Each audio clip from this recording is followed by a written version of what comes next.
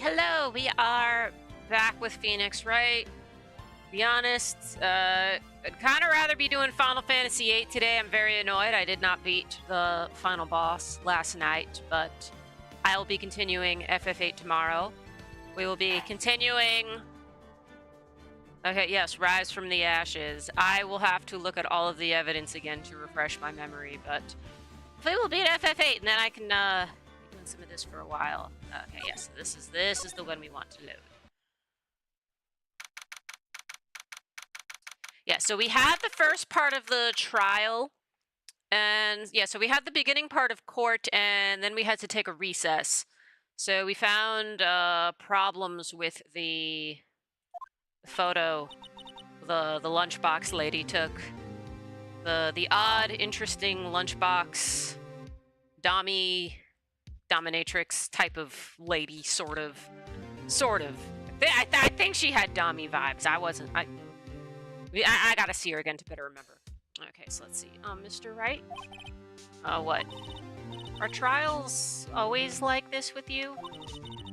Like you're swimming up from the bottom of a lake, about to reach the surface, but no matter how hard you paddle, you never seem to get there? Yeah. Except today we're swimming in quicksand.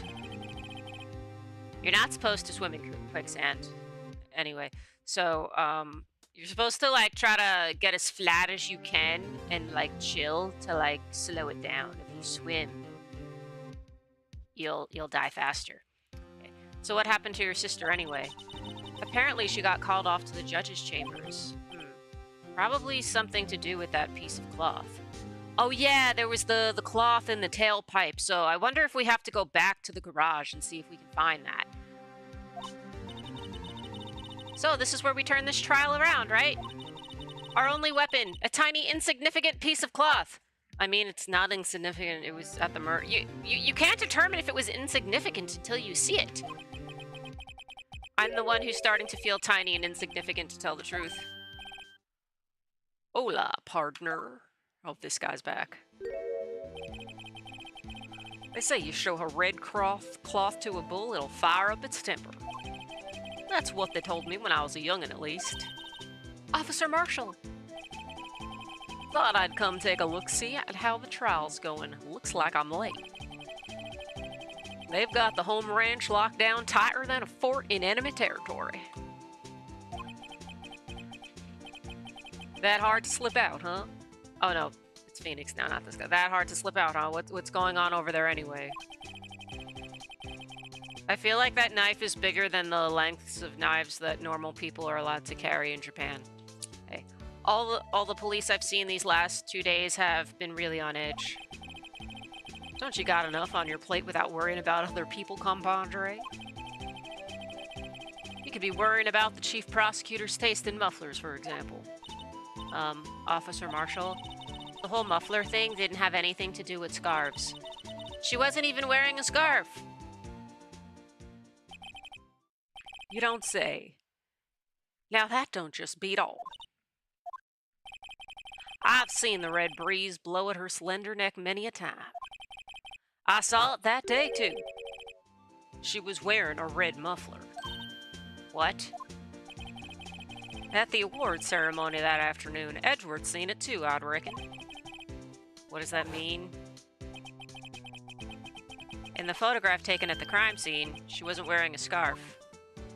Maybe because she took it off and jammed it in the exhaust pipe. We will find out! So, Miss Starr wasn't mistaken. Well, it's about time. Remember, partner, sometimes you gotta grab the bull by the horns. And sometimes you just gotta let that bull go where it will. Time will tell. I have a bad feeling about this. So, what are we swimming in now, Mr. Wright? If it's steak sauce, I can hook you up with some fine ribs. Ooh-wee!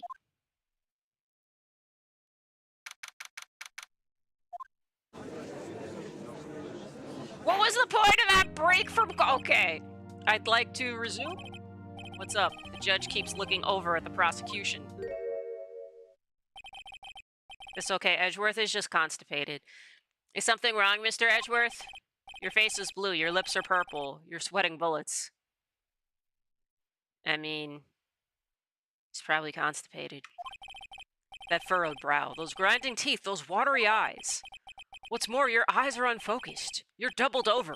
Your back is bent. It can't be. This can't happen! I wonder what happened to Mr. Edgeworth. He needs more fiber in his diet. Well then, I believe it is time we continued on with this trial. During our recess, I had requested that the prosecution conduct an investigation. This is unacceptable!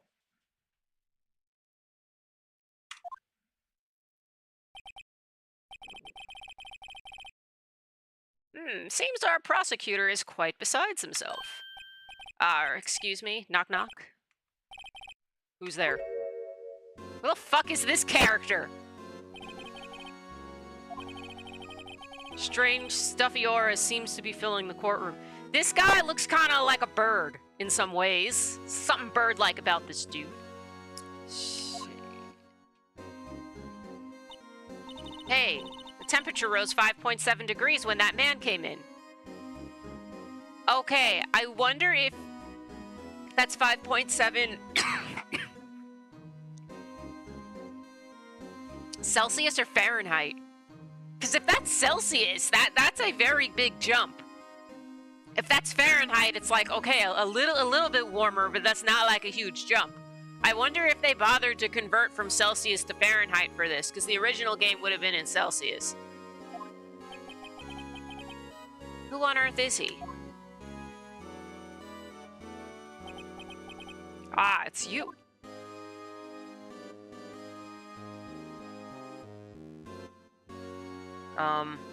Bro. Oh, hey. Sorry I'm late. Oh, gee, the roads were packed. It's just me. Long time no see, eh, Gee? How you been? Swim much these days? Hello. No, I've been so busy. Busy, schmizzy, Gee. My boy, you have to make time to relax. Yes, indeed. Ajee seems to be his nickname for the judge. I'm afraid you're right. Very afraid. Sorry, but who are you? Aha! So you're Righto. The attorney, I've heard good things about you, son. Thanks. Sorry about our little worthy giving you all that trouble, eh? You know, we should all go swimming together sometime. Jolly! Little worthy? Mr. Wright? You don't know the district chief of police? This is... okay. He's the top-ranking police officer in the entire district. Alright then. Name's Grant, Damon Grant. Pleased to meet you, everyone. So, to what do we owe this honor today? It's been over 2 years since you last came to this courtroom, hasn't it? Well, it's worthy here. Look at the poor fellow.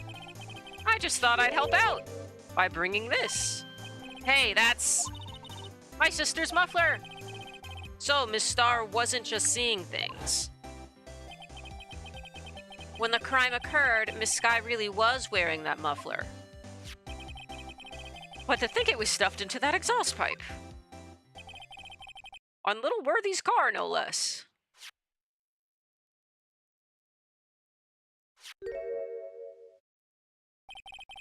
It's really quite embarrassing, even for us. What's this? It's what you'd call a switchblade knife. Quite perplexing, this. Chief, what kind of outfit are you running? Mr. Edgeworth. How could they miss such a vital piece of evidence? If your investigators are this lax, how do you expect us to do our job? Honestly, true. Now, wait a minute, Worthy. I have no desire to hear your excuses. I'm telling you to wait. Or didn't you hear me? Have a look at this document where it says person in charge of investigation. There's no mistaking that signature, is there? Miles Edgeworth. That's not fair. On the day of the crime, I had... You're head in the clouds because you got that award. I know how you feel. Okay, or maybe he was emotionally compromised because he like, knows the accused? Come on. But you're the person in charge. I'll expect a written apology. What? Are you serious? Don't be too upset. We'll find a way to clean up this mess that you made. This is the first time I've seen Mr. Edgeworth at a loss for words. This kind of major blunder is unlike you, Mr. Edgeworth. Well, I mean, if he's the one in charge, can he fire whoever was actually doing the investigation and screwed up? Like... But I'd like to ask the defense a favor first. Yes? Just to be sure. I'd like to take a look at the blade of this knife. Blade, Your Honor? Well, I don't see why not. Could you open it up for me, I wonder? Yes, well, I think all you have to do is push that switch and... If I cut my finger, Mr. Wright, I wouldn't be able to pound my gavel anymore. Yeah, but if I cut my finger, I wouldn't be able to point it at people anymore. Obviously, that's important. That's kind of your signature pose. Come on, just hurry up and open it.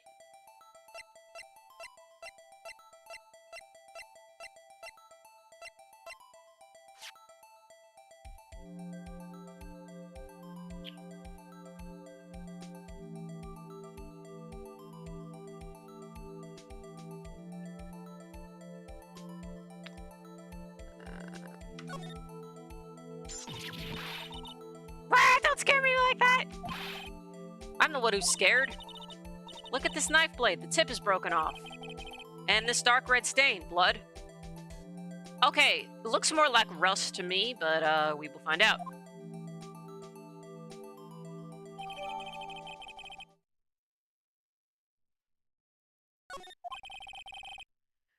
This does not excuse the actions of the police department. I agree. I would like to hear an explanation from the chief of police himself. I'm terribly sorry, but could I ask you to testify for us about the split between the prosecutors and the police and this knife? Sure thing. Not a problem. Not even a little one, really.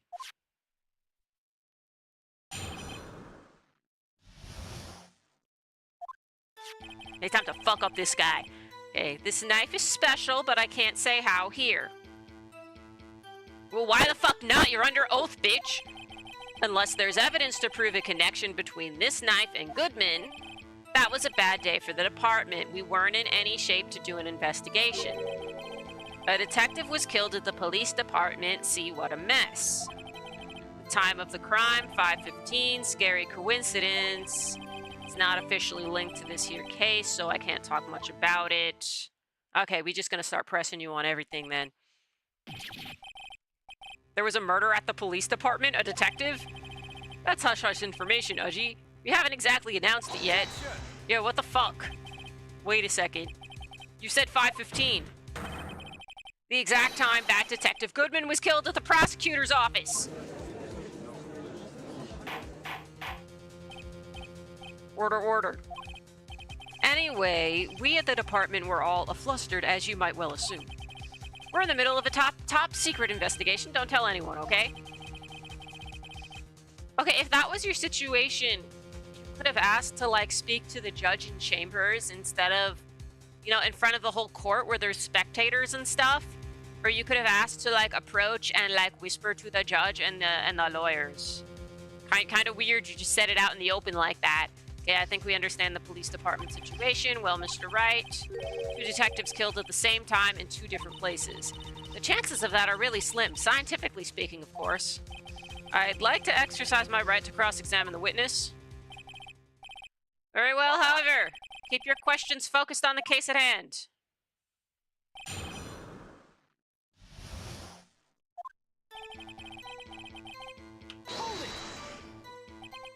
Excuse me, special? Hard to come by this particular knife anywhere else. Might that special thing be this little tag? Oh, sorry, Righto, but I can't say that now. Not that. We've established that the knife in Goodman's chest was this knife. Now, why was there another knife at the scene of the crime? It's quite a mystery. And like a mystery, it's wrapped in something. A muffler. Unless there's evidence to prove a connection between this knife and Goodman. Yeah, no, I'm just pressing you on everything. This knife was found on the scene of our crime. I think that makes it connected to the case, don't you? See, there's a lot of things that go on at the department I can't explain. It's delicate, okay? Sorry, Wright. This is weird. Why are you calling it delicate and just instead of saying like confidential? Like this just makes you sus. Maybe there's something about the knife that will give us a clue. Let's examine that knife while we can. Evidence that links the knife to Detective Goodman. Okay. I should try presenting the piece of evidence that had me stumped all this time. How are things down at the department?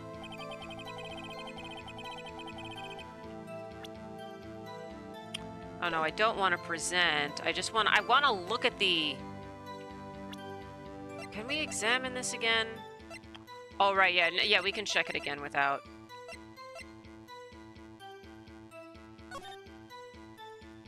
I just want to see if there's anything else worth examining on this. Is that like a stain on it or something? Small tag on the knife. It says SL92. That sounds like the name of a court case or something based on other things we've seen. What's that supposed to mean? I'm not sure, but it reminds me of a similar code. Yeah, DL6, right, that's it. Yeah, case number. That's weird, what? I don't remember where, but I think I've seen something like this before.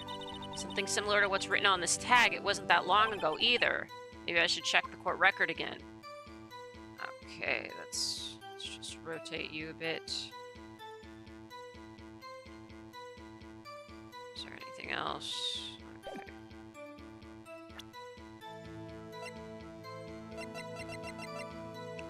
Six, 7S. SL92.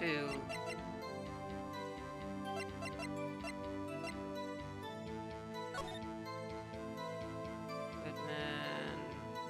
Okay.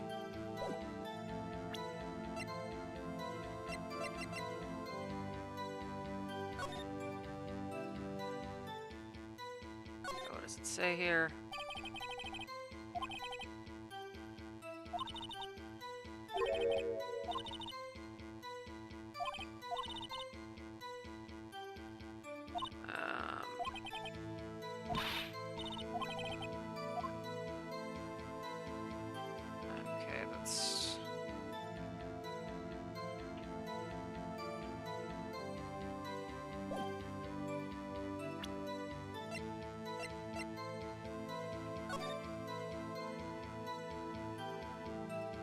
Okay, you're not gonna tell me what that says.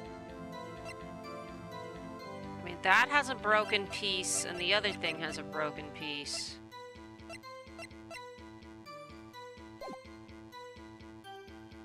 I'm just gonna keep pressing until we get more ideas.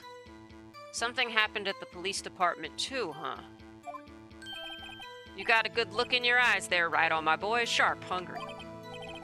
So something did happen, and why wasn't I informed? Why weren't you informed? Well, why didn't you ask? I don't like this guy. No matter, I understand. You were busy with Lana's case and all.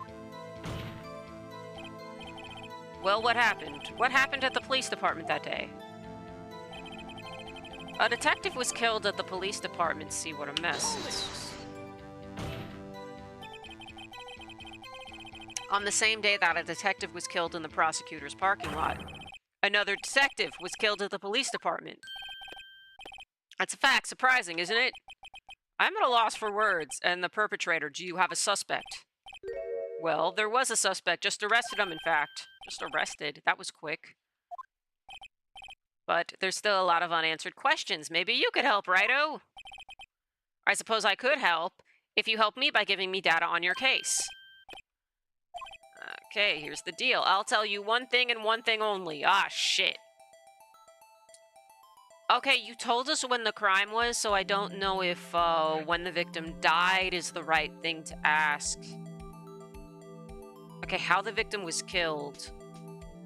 Well, I mean, we know that there was a knife involved, so I don't know if we need that information.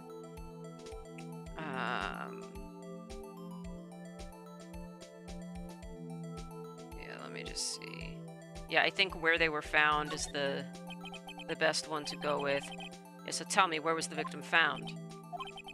Well, I can't speak on where the corpse was found, but I can say the crime took place in the evidence room at the police department. The evidence room? You wouldn't know about the evidence room, would you, Righto? Can't say I've heard of it. What do you mean? You literally went in there in the last case. I guess I should ask again once I learn a bit more about this evidence room. There's something stranger about this than the place where the body was found. Time of the crime, 5:15. That's when Detective Goodman was killed at the prosecutor's office. What? Funny, isn't it? A murder at the prosecutor's place and a murder at our place at the very same time. What are the chances? Coincidence? This is just my gut feeling, but I'd say there's a 0.001% chance of that happening. Chief Grant, please tell us more about the incident.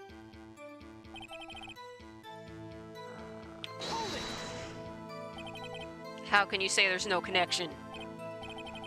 How? Because I'm the chief of police. I can't just say anything I please, Righto, you understand? Well, I mean, that appears to be what you're doing right now. Try to understand, Righto. Well, if you can prove there is a connection, more power to you. Maybe there is something that ties the two murders together. Yeah, we gotta go back and, like, press on the knife somehow. And that knife, what was it doing there? I'd better check this knife out. Okay.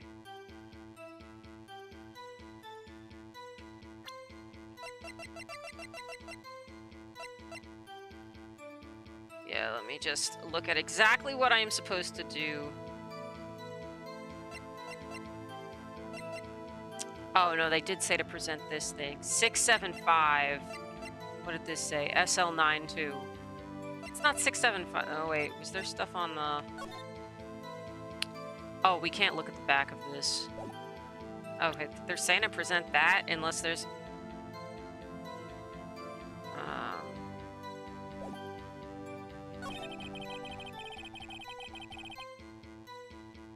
Okay. Man, this is so crazy. The only hint they gave you is like, oh, I've been stumped with this until now. Objection!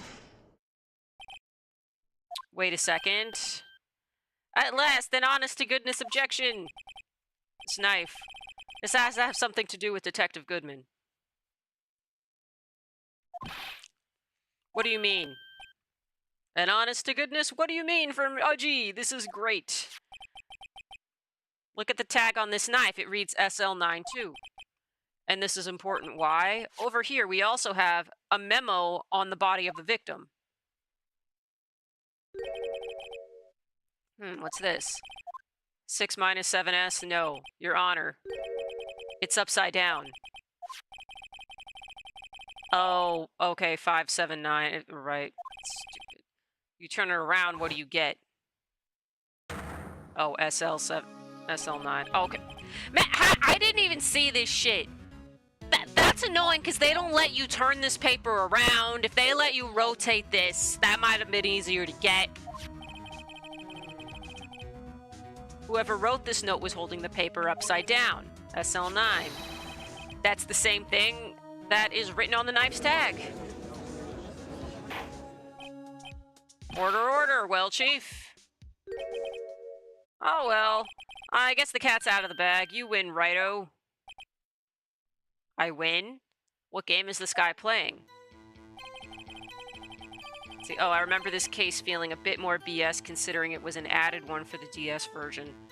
Yeah, no, I did not beat this case on DS. I don't even remember how far I got with this, but I remember I got to some point and, like, I just tried presenting everything and doing different things and was just never able to get past or was never able to object at the right time. So yeah, this is I finished the other cases, not this one. Let's see, this knife was evidence in the case. It was stolen from the department's evidence room. Okay, tell me more about that. So this knife was stolen. Yes, but on the day of the murder. It was evidence, you say. Was it in fact a murder weapon? Nice, nice, nice. Good show, Littleworthy. It was a murder weapon as it happens. It was evidence from a case long since solved. So this knife was stolen on the day of the murder. and it was found in the exhaust pipe of Edgeworth's car. This whole thing is very sus. Hard to think there isn't a connection there.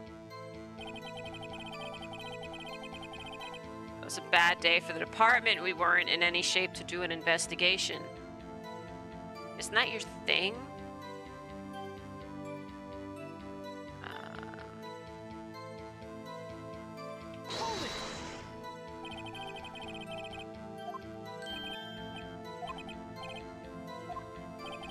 Oh yeah, no, we went through this before. Okay.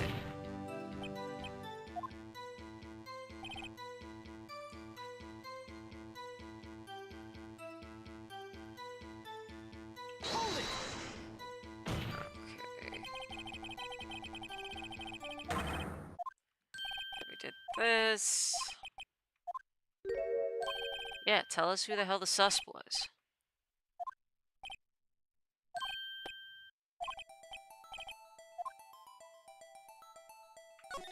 Okay, where the victim was found.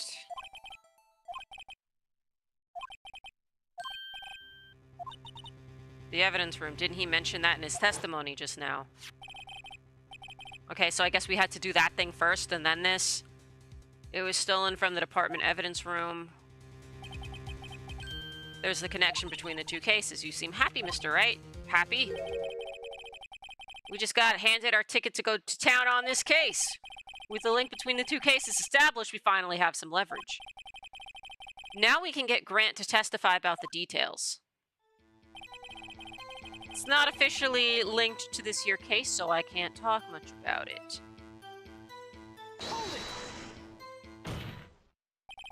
Chief, the defense's position is simply this. The connection between these two cases has already been proven. Ah, you don't say. Well, out with it, Righto. What's your connection? Yes, out with it, Mr. Wright.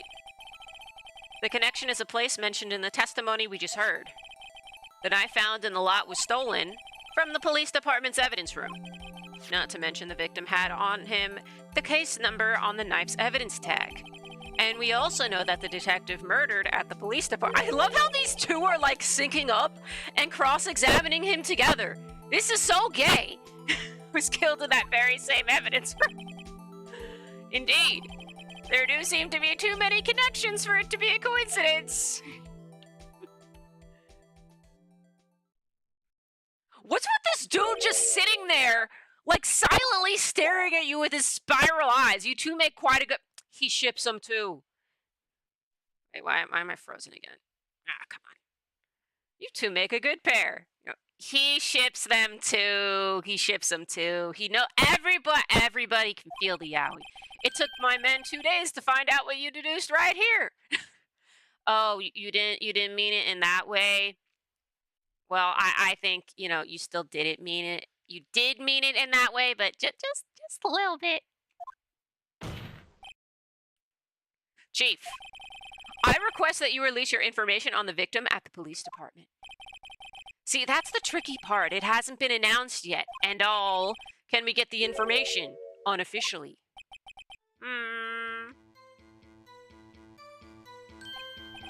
Sure, why not? It's unofficial after all. What, really? Who would have guessed? I'll cooperate, but I can't reveal the name of the victim at the police. No, I'm gonna press you on that. Why can't you tell me who it was? If you're going to tell us a little, why not tell us everything? Yeah, man, just spill it. Oh, well, case information is sticky stuff. You have to do everything properly. This is bullshit. Oh, well, I guess I might as well try to get what I can out of him. Victim's division, ID number. Okay. Gender, not gonna help. Like, what? I don't know what the gender makeup is of the police force, but that's probably not very helpful. Division, I mean ID number, that's the closest thing we can get to their identity. How about you tell me the victim's ID number? Sure, why not? It's not like you'll be able to tell who it is from that. Of course not. You won't tell me their name after all. We can do reverse searches and find this. You can keep a tight lid on ID numbers, so don't go getting your hopes up. The number is...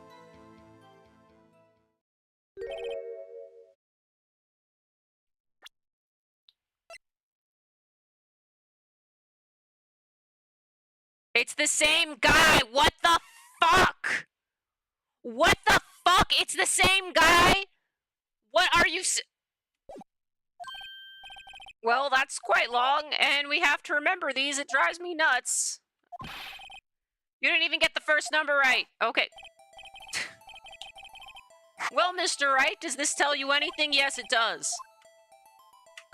Yeah, it's freaking the same dude. What the hell? I think, meaning... It has to be what I think it is. But what does this mean? Well, let's hear what the defense has to say. You say the ID number of the detective who was murdered at the police department tells you something. What does it tell you?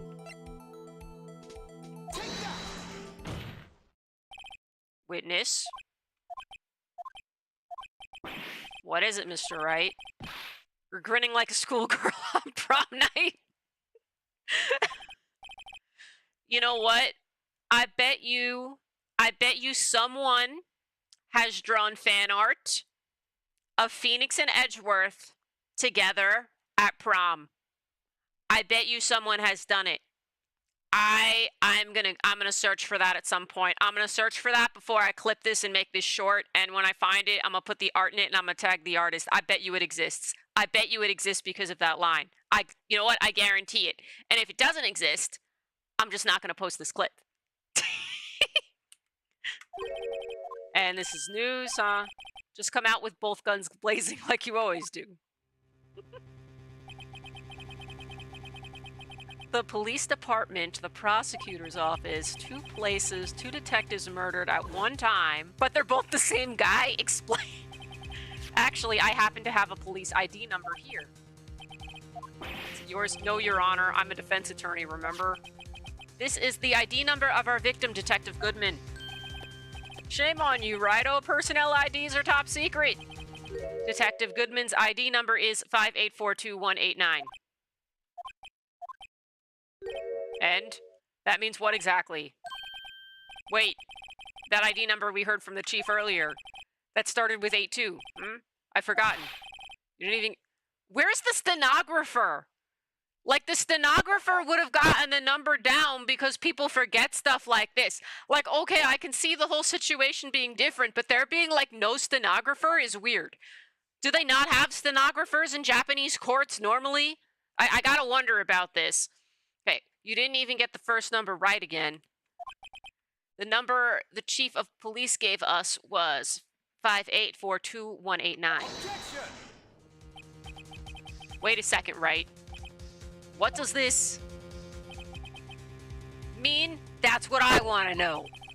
The 2 ID numbers are identical, in other words.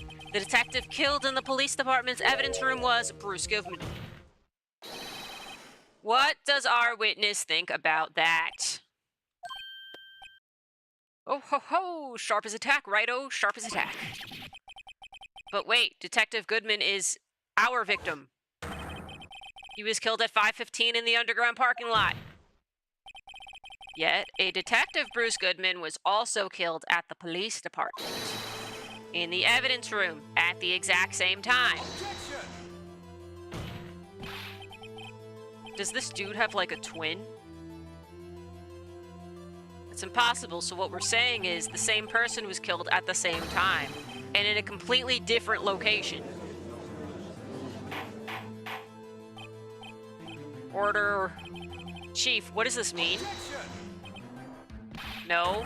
What I want to know is, why didn't I hear about this? Yes, it's top secret, fine, but I'm the prosecutor in charge of the case. Now, just wait a second, Worthy. No need to get all flustered. Your Honor, the police department has made a grave error in this case. Wait. I said wait. Or didn't you hear me? The oversight, the grave error. Mr. Edgeworth, they're yours. What? How dare? We informed you yesterday. I believe it was our Officer Meekins who brought you the news. Officer Meekins? Mr. Wright? Where have we heard that name? Oh, that was that weird guy. Wait, aha.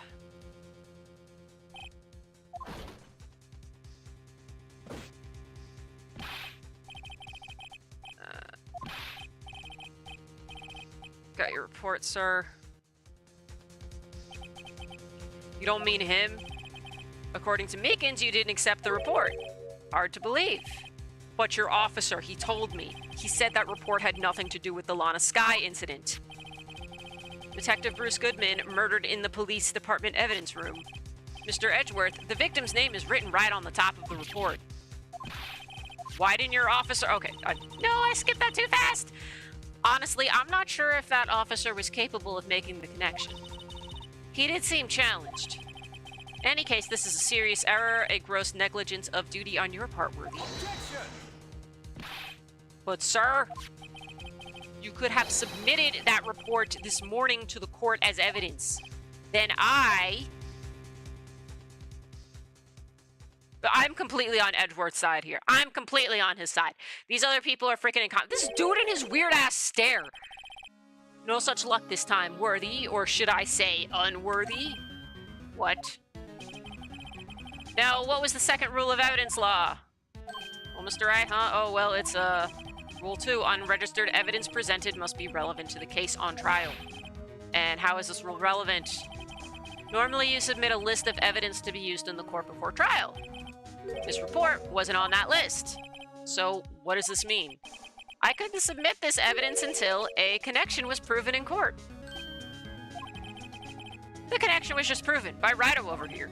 Good job, Righto, my boy. I was just doing my job. No.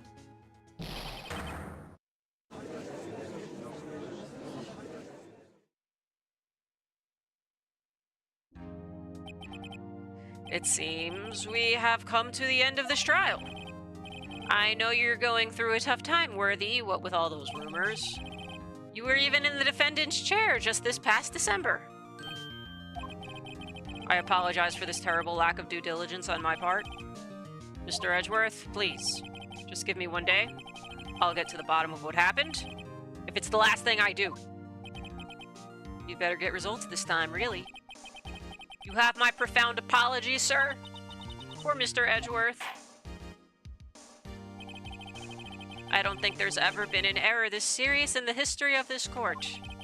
I will grant one further day as the prosecution has requested. Will that be sufficient, Mr. Edgeworth? Yes, Your Honor. Thank you. Whatever your punishment for this is, for your sake, I hope it's not decisive. Very well, court is adjourned. Okay, this is freaking weird.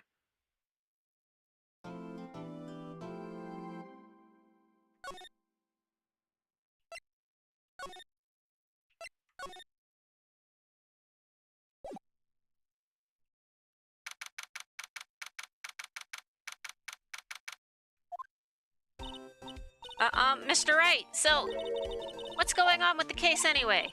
I'm a little confused. Huh? Well, let's see what's going on.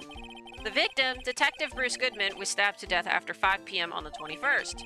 He died in the prosecutor's parking lot and the police department evidence room.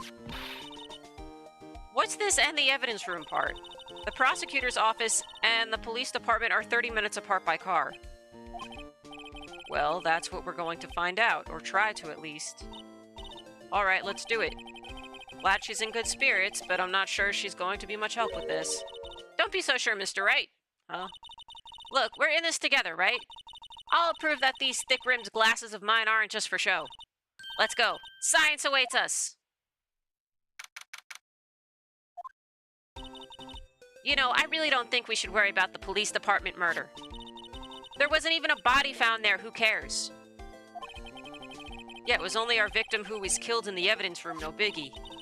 Besides, my sister would never do such a thing, I know it. That oil drum, was it empty? Okay. My sister erasing evidence at the crime scene? Never. Even though she says they don't get along, Emma really likes her sister. That's not it at all. It's just... we're both professionals at what we do, and I trust her. Big words for a high school student. Well, whether there was blood on the floor or not, the water in that oil drum washed it all away. Ahead. Okay, yeah, it may have washed it away, but you could still cover the ground with luminol and see if there's blood stains there. Like, does luminol not exist? Like, anybody who's watched Like, even a couple episodes of any true crime documentary knows about luminol. Like, if you clean up the blood, you can still see that there was blood there. This is annoying me. This is getting out my case a little bit. I don't like this. Just luminol, come on. Ignore the strength of my science at your own peril, Mr. Wright. What's that grin for? This situation calls for one thing, and that is... Oh, thank God there is luminol in this universe! Okay, alright. Okay, I was so annoyed, but they have luminol. Okay, excellent. Phoenix, you don't know what luminol is? Okay, alright, okay, thank you for explaining this. You can't just wash it away with a little water. Even if you can't see it, it's still there. Wouldn't the police have already done those tests? Never trust anyone's eyes but your own. Let's give it a try. Me? Why do I have to do it? I'm a minor. I can't even drink yet. You can't drink yet, but you can spray a bottle! We're testing bloodstains with this stuff, not drinking it. Here, look, I'll lend you these glasses. Huh? You had an extra pair of those things?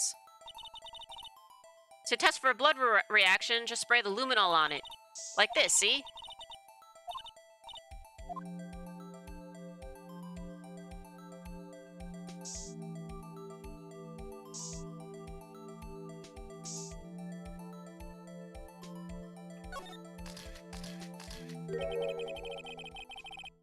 I can see her eyes shining behind those glasses. So, is this a blood stain?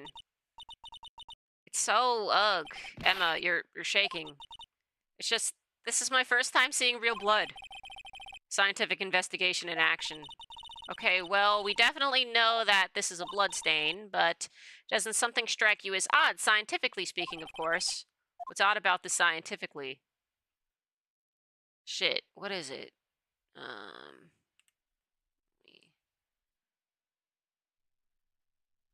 I feel like there would be more blood.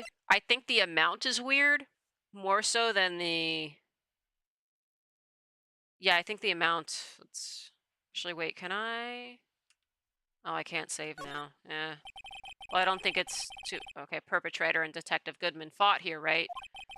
Don't you think there'd be a little more blood? I definitely think so. I mean... Look at all the blood on the sole of the victim's shoe. It is pretty strange. If they fought here, there'd have to have been more blood than this. Hey, Mr. Wright. I'm gonna mark the floor plans when we find a bloodstain, okay? See, I'm pretty handy to have around, right? Yeah, and this stuff's pretty handy too. I saved up my allowance to buy that. Luminol testing fluid, received from one very proud-looking Emma Skye. We can't be sure that the police will reveal all their evidence in court. Sometimes they fail to mention evidence that doesn't fit with their view of the case. Then let's drag that hidden evidence out into the light of day, yeah. It's like we're really investigating a crime now, doesn't it? Guess I should give this a spray on anything suspicious. Ah. I wonder how that fluid of yours would react to an iced deli box. Miss Starr? You only trust your own eyes. Not bad, you two. This day-old deli box is on the house. Sorry, it's just that kind of lead-in doesn't really get my mouth watering. You certainly put me in a tight spot today. My apologies, Miss Starr, but... No, it's okay. It was my fault. Oh, we know. I witnessed everything from that security room right here. But I was afraid that I wouldn't sound convincing enough, you see. I was wrong to think that. I'm sorry. Sorry, you lied on the witness stand. That's unforgivable. Yeah, how are you not, like, convicted of perjury? Little girl, don't forget what's important here. Even if the place I witnessed the events from was different, I still saw what I saw. I saw Chief Prosecutor Skye stab a man in cold blood, and the testimony still stands. I swear it on my honor as a detective. She stabbed Goodman. I know this photo has something important to tell us, but what? So, you were a detective, weren't you, Miss Starr? Yes. It was a long time ago. Well, 2 years ago. No matter how hardened the criminal when they faced me, they coughed it up. Coughed it up? They confessed. They babbled like babies. You know, I may seem like a demon sometimes, but I can be an angel too. I wouldn't doubt it. Every day I dragged the dirt out of the mouths of suspect after suspect. And before long they called me the cough-up queen. Oh, and here I thought someone had gotten food poisoning from your lunches. And you were let go or fired.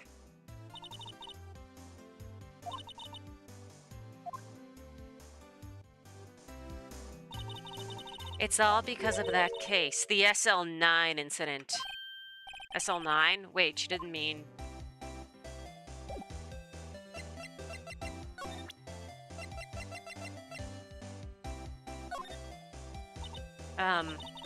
What do you think about this? The SL9 incident, it's written on that knife. And on that note. Goodman. Goodman was the head detective on that case, you know. Really? That knife was evidence from that case, the murder weapon. It was due for transferal the very day that Goodman was killed. As I suspected, SL9 isn't over. Not yet. Do you think you could tell us more about the SL9 incident?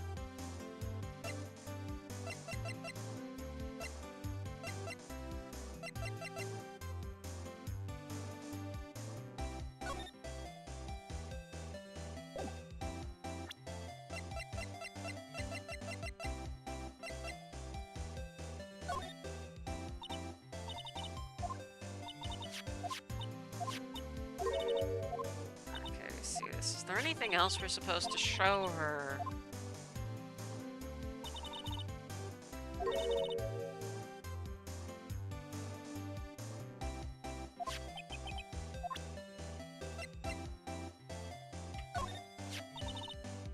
If you think about it, I could have taken that picture from the guard room. But even I get flustered sometimes. So you went straight to the scene of the crime. I rushed towards the chain link fence in an effort to stop the murder. That's when I took this photo, yes. In other words, 5 minutes after the crime. Those 5 minutes are the whole problem. The hole in my testimony, as it were. The 5 minutes weren't the problem, Miss Starr. You lying was the problem. Listen, little girl. I've had my testimony disregarded before, and I wasn't going to have it disregarded again. Just like that time. That time.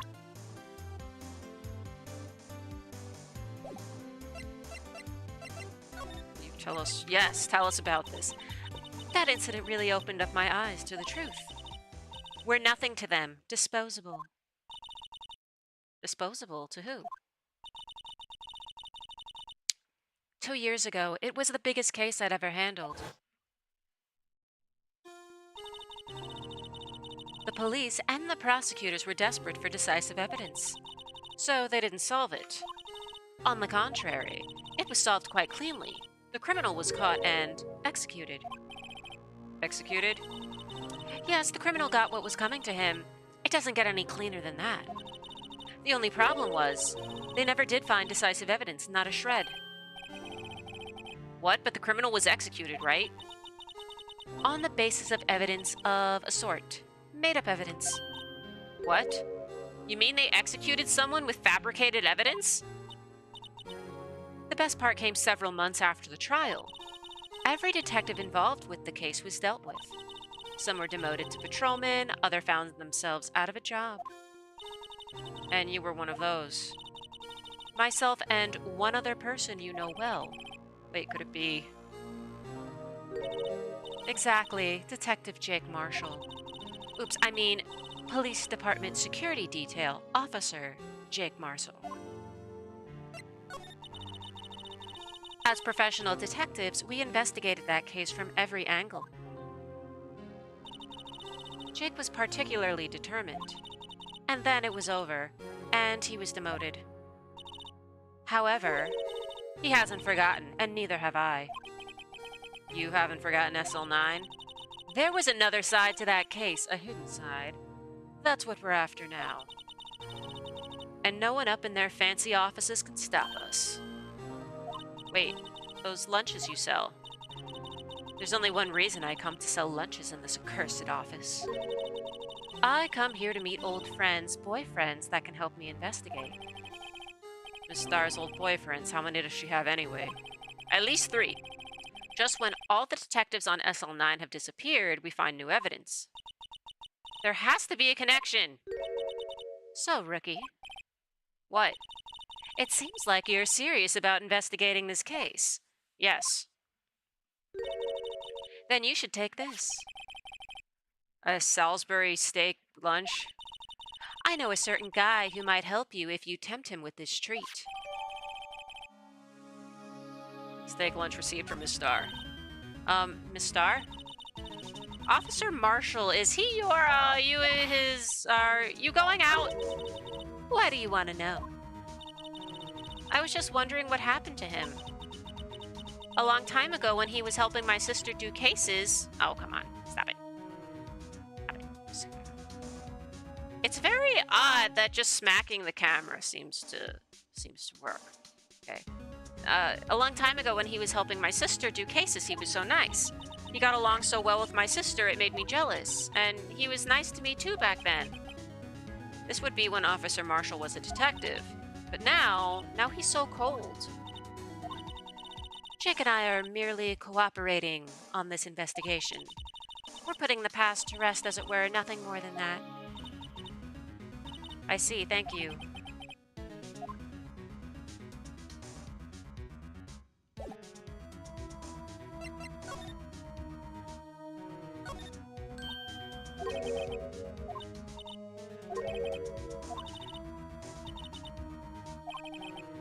Oh no, that was the same thing. Can I spray luminol on more stuff?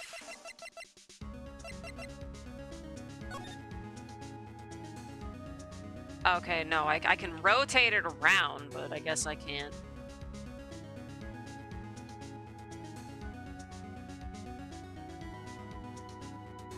Oh, her name's on it.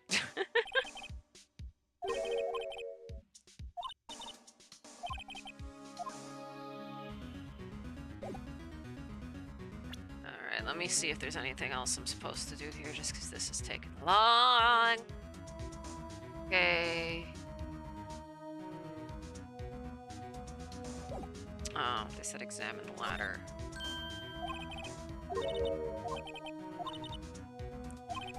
Is there anything different with that? Okay, we move to the guard station. Okay, so now we can go travel.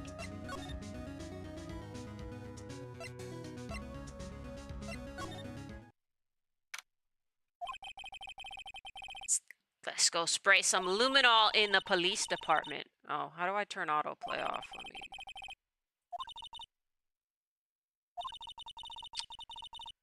Crap, what button did I press to do... Oh, F is autoplay. Okay, let's turn that off.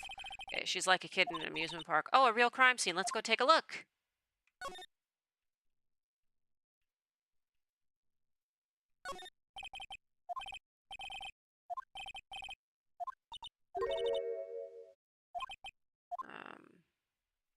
Okay, no, I don't think there's anything else here. Let's just go inside.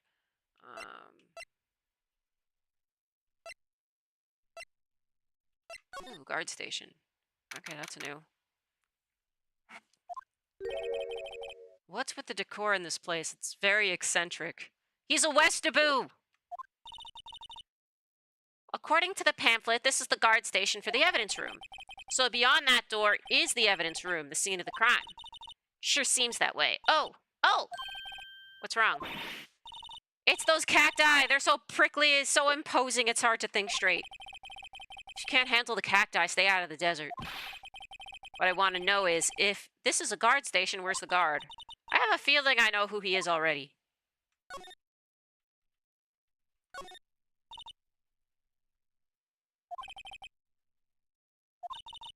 These cacti are a lot like my sister, actually. How so? Encased in a cold, rigid shell with spines pointing in every direction. Just like her. Not so sure I see the resemblance. It's more an altitude thing than a physical similarity.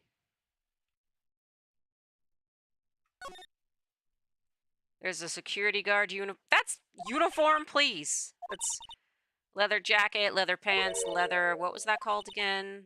Punchy. It's a poncho, but I think I'll keep that information to myself for the time being.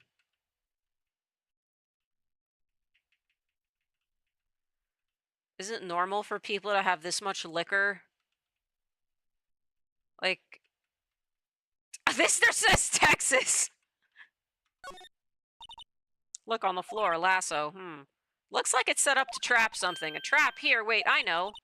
Maybe someone was trying to catch a wild bull in here, but the lasso missed. You sure have an active imagination.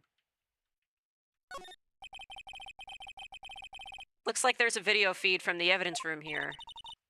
There's a light blinking below the monitor. It says recording. I bet we could use this computer to check on who went in and out of there. Yeah, why does this guy have, like, so much alcohol in his office? Normally, if people are going to display liquor, they get a nice shelf for it. It being scattered just tells me it's an alcoholic instead. Yeah, that's the other thing that's weird. It's, like, all over the place. He has one bottle here. He has a bottle and a single glass here. It's not even like he has a case with, like, multiple glasses. The swinging door makes this place look like some kind of saloon. But look, it's nailed shut. You can't get in that way. Of course not. If you went in through there, the cactus would fall over. Ouch. Did we check everything? Okay, let's, we can't go into the evidence room yet. Nice.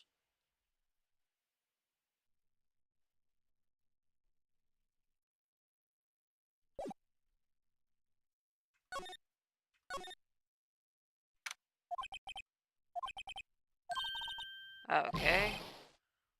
One steak lunch, please. Oh, it's you. Detective Gumshoe.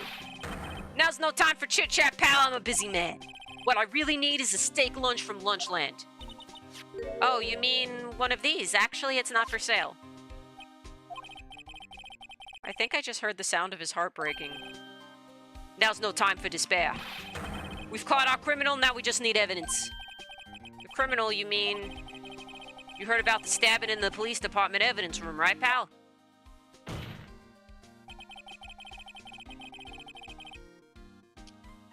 On the same day that a detective was killed. Yeah, we just heard about this.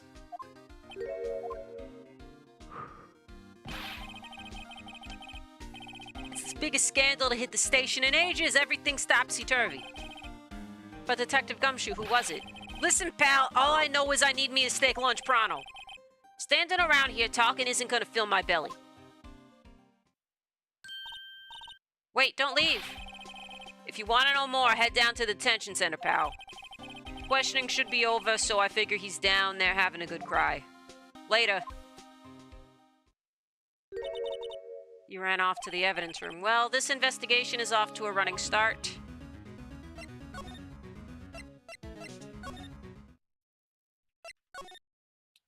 Okay, I guess we can't go in the evidence room yet. I don't know, wait, they said detention center. Maybe it's in here? Everyone looks deadly serious here. Well, there was a vicious murder of a detective down at the police department. Yes, but the same detective was also killed at the same time in the prosecutor's lot. Ugh, makes my head hurt. Well, first things first. Let's go check out the police department crime scene. Yes, you sound dead set on investigating, but don't mess up or we could wind up dead. And that anyone wants more mysteries or dead bodies around here right now, but it doesn't look like anyone's gonna help us much either. Yeah, let's see.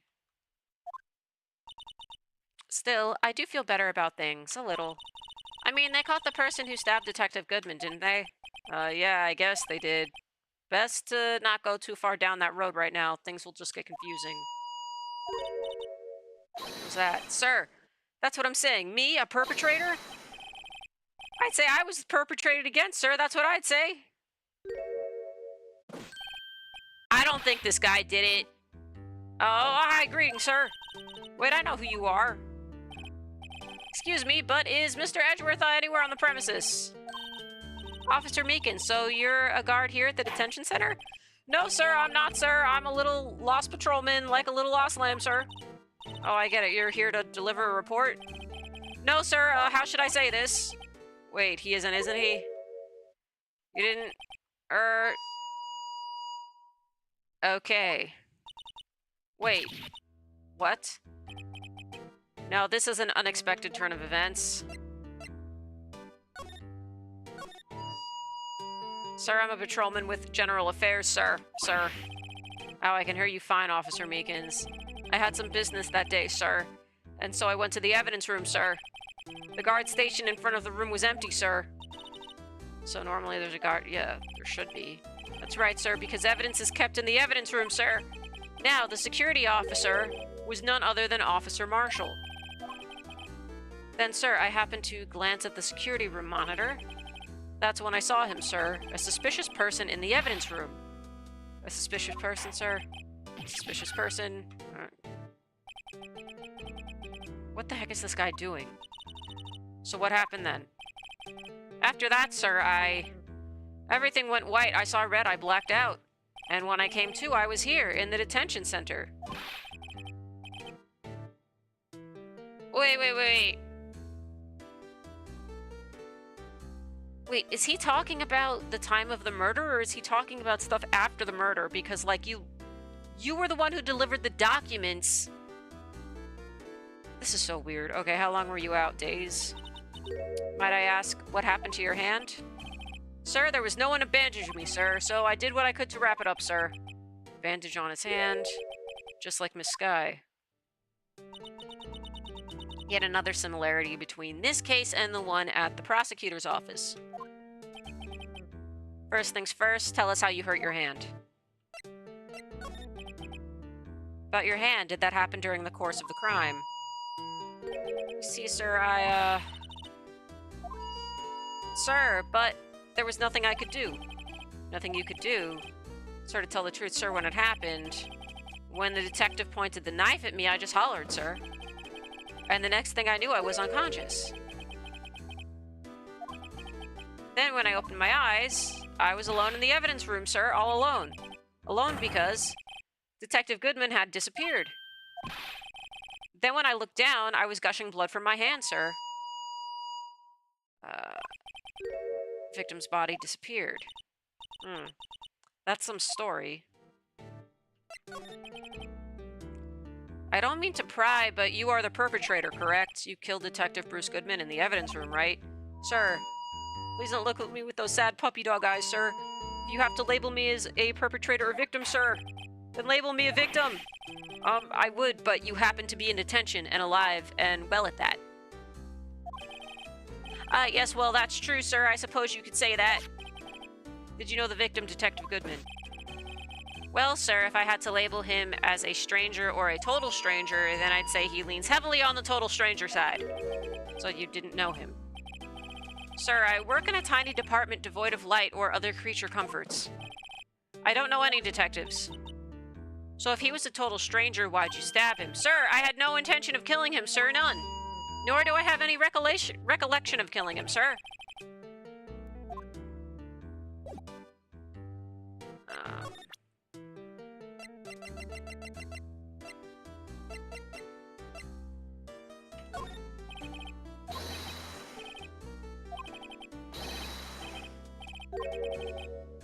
I was an apple, sir, in my dream, sir, and I was being... What the fuck? Okay. To look at the knife.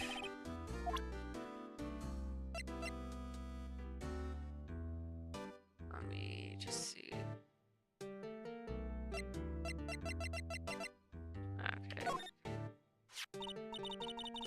Do you think you could take a look at... Okay. The ID. That's it, sir. That's it. My head was a blank until this very moment. But, sir, now I remember. You mean you remember what happened? Correct. That card was the cause of it all. This ID card? Exactly, sir. That's exactly it. Nothing could be more exact, sir.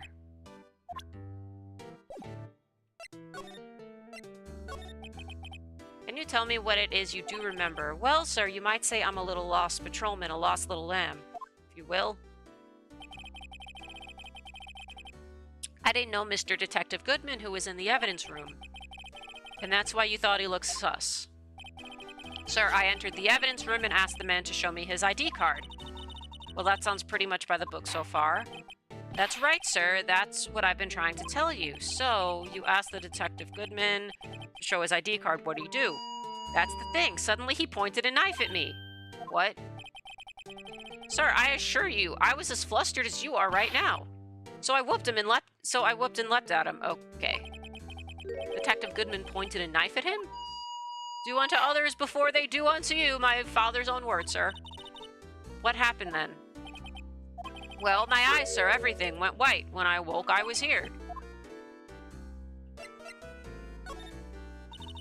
So, Officer Meekins, why was it that they arrested you?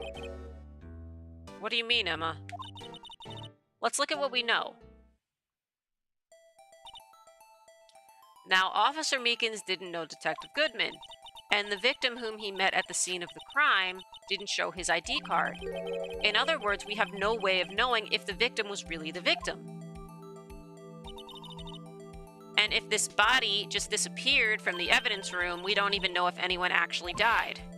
That's it, sir. That's what I wanted to say. That is, I did say something along those lines. But you still ended up here. They told me that it had to be him, sir, on that day at that time. Detective Goodman was definitely in the evidence room. That's what they said. But you don't remember these events clearly. No, but the videotape is quite clear. Videotape? From the security camera. The crime, my crime, the crime I swore to stamp out, it's there, it's me on tape. And you waited until now to tell us this. I'm sorry, really sorry, sir. I'll hand over my badge. I don't deserve it. No, thanks, I have my own. Well, I guess we'd better go check out the crime scene.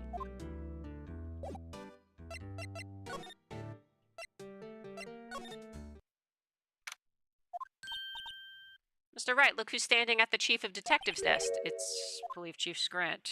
Okay. And you're sure this is all, You know what it means if anything is missing. Sir, I'm sure it's most likely totally perfect. We checked, okay, under his seat cushion, behind his computer monitor, inside his personal coffee machine. I see. Well, if anything does turn up, you call me right away. Deal? Yes, sir. We'll scour the place again, sir. Chief of Detectives looks a little flustered.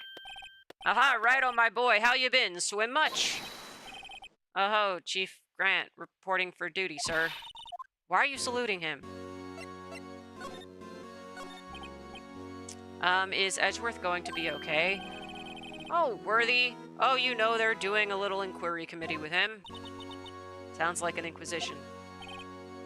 Well, they've had no end of trouble with the boy since last year. You mean the incident at Cord Lake? It doesn't look good having a top prosecutor sit in the defendant's seat, does it? And you got someone else found guilty in that case, right, Righto? Yeah, Von Karma. Hey. A legend he was, undefeated in his 40-year career. But in court you fixed it, so he was caught for forging evidence. Wait, I didn't do anything wrong. He did forge evidence. In any case, the prosecutor's office is in a bit of a turmoil, you might say. Why, they'd do just about anything to restore their reputation.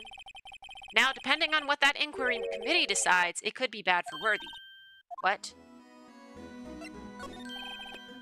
It's downright odd, I tell you. The detective getting killed on their turf, too, I mean. Okay, scientifically speaking, it's impossible. Yes, but that's what the evidence is saying. Goodman was stabbed in 2 locations at the same time. That's what it says. No. There's a second. There has to be, like, a second guy involved. There's a second guy. What evidence is this? No, Righto, I can't give away all our secrets just like that. And this in particular, well, it's a little sensitive and I can't talk about it. You know, one thing I hate most of all is hiding stuff. Secrets, can't stand them. But you know, it's a full-time job just keeping the Chief of Detectives trap shut. And he was the one you were picking on earlier. Huh? You saw that. Whoops. I wonder what it was that he wanted the Chief of Detectives to do. Let's see if we can kind of discreetly ask him.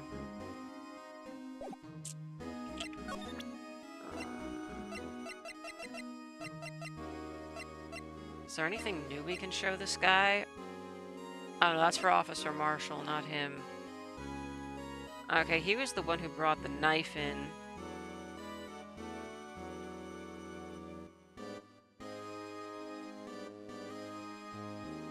Oh, we're supposed to, examine stuff. Does that examine this guy? Oh, sorry you had to see that. Oh, what exactly did the Chief of Police want you to do? We'll see over there, that's Goodman's desk. He wanted me to check it for anything that might be a clue. They took away every last piece of garbage in the trash can. So nothing belonging to Detective Goodman is still here. Of course not. Well, except for this. What? You kept something? Sure, why not? It's not important. He didn't even finish writing it. It's a lost item report, but it's only half complete. A lost item? Did Detective Goodman lose something? The date on it is February 21st. Better make a note of that just in case. Okay. I should really get back to investigating the police department crime scene.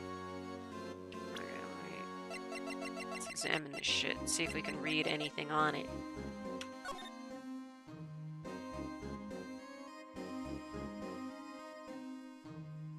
Oh, you're messing up the ID number. It's obviously someone else.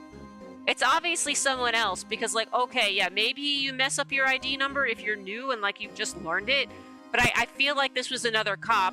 They started writing down their own number out of habit, and then they go to cross out. Then they go to cross it out. Like, assuming that this is supposed to be the detective's ID number and not, like, the item ID number. That's weird. Okay. That's weird. Let's just look at what else we have for items. Yeah, that's SL9 too. There's no 5 in that.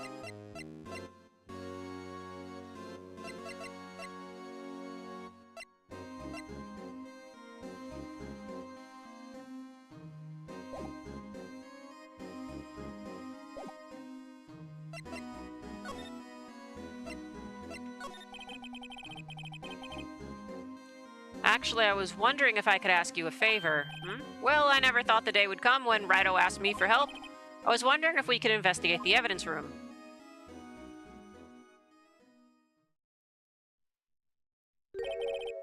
Now, Wright. Actually, I'm sorry. I don't need to investigate after all. Wright, please. Do I look like a selfish man? Huh? Heck, if anyone asked me, sir, can I borrow $50? I'd give him $50, no problem. Go ahead, investigate the room to your heart's content, knock yourself out. Just goes to show you never know until you ask. And for you here, you can borrow this. Oh, hey, this is a detective's ID card, isn't it? That's a special card for guests, so don't lose it. Yes, sir, it's an honor. Let's run along and do your best now. Later, folks. Looks pretty cool on my lapel, doesn't it? Just think, a real ID. You seem happy. Yes, sir, because, sir... Okay, we're going into the evidence room. Alright, let me... Do we have the other ID card in here? Okay, no, we don't.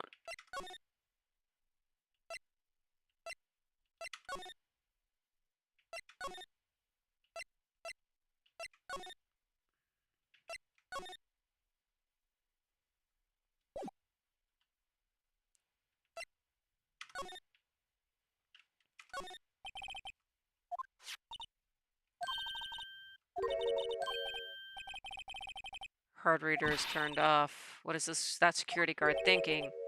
Howdy, partners. Well, well, what's made my Bambina's sky so gray?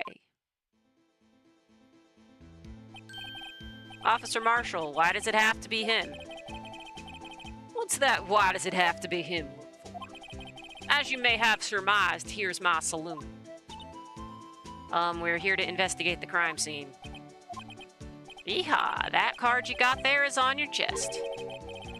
That's better than a sheriff's badge in these parts. Yeehaw. Well, what you're standing there for? Get along, little doggies. The crime scene's awaiting.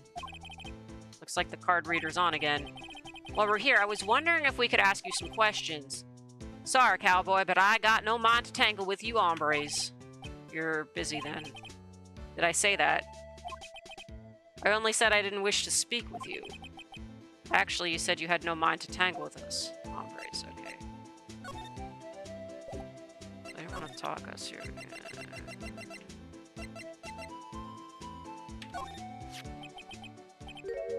That smell reminds me of Texas. So, Officer Marshall, you're from Texas? No, I just saw a special on television the other day. This is from my baby? Yeah, Miss Starr. What's this? What's wrong? A filet steak lunch. I see, I see! I don't see, I wonder what it means. Alright, Bambina, you win. Ask me anything. He's willing to talk, okay.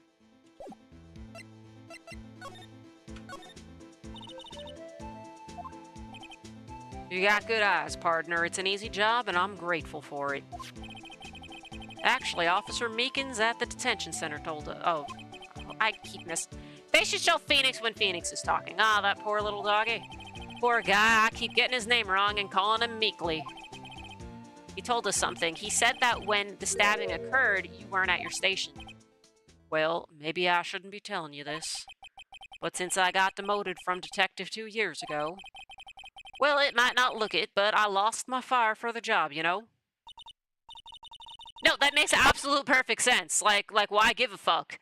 Okay, so you were doing... What were you doing around 5:15 when the murder took place? Well, I reckon I was galloping down the highway on the back of my steed, Zippy. There's no need for people here, anyhow. These newfangled machines do a bang-up job of keeping an eye on the place. I mean, the security camera system. I don't take to machines much. Kind of like that stewed broccoli they sneak in right next to your steak, you know? Broccoli is good, and you should have it. I like broccoli. I wonder if instead of broccoli, he said bell peppers in the Japanese one. Because I've heard that, like, for some reason in, like, America, broccoli is the vegetable that, like, kids generally hate. But in Japan, it's, like, green bell peppers is the vegetable kids hate.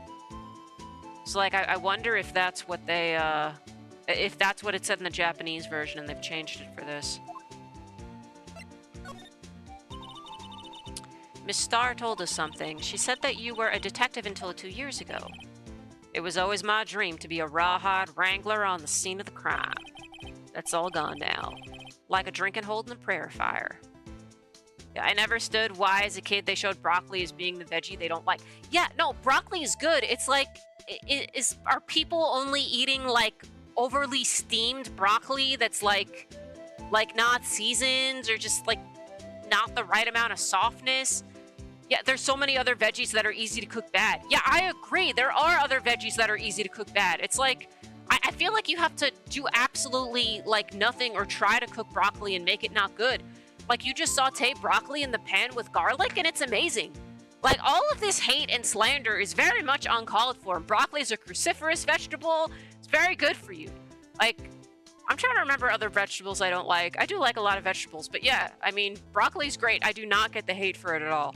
I can understand why people would say they don't like green bell peppers. I mean, I don't mind them, but I don't love them.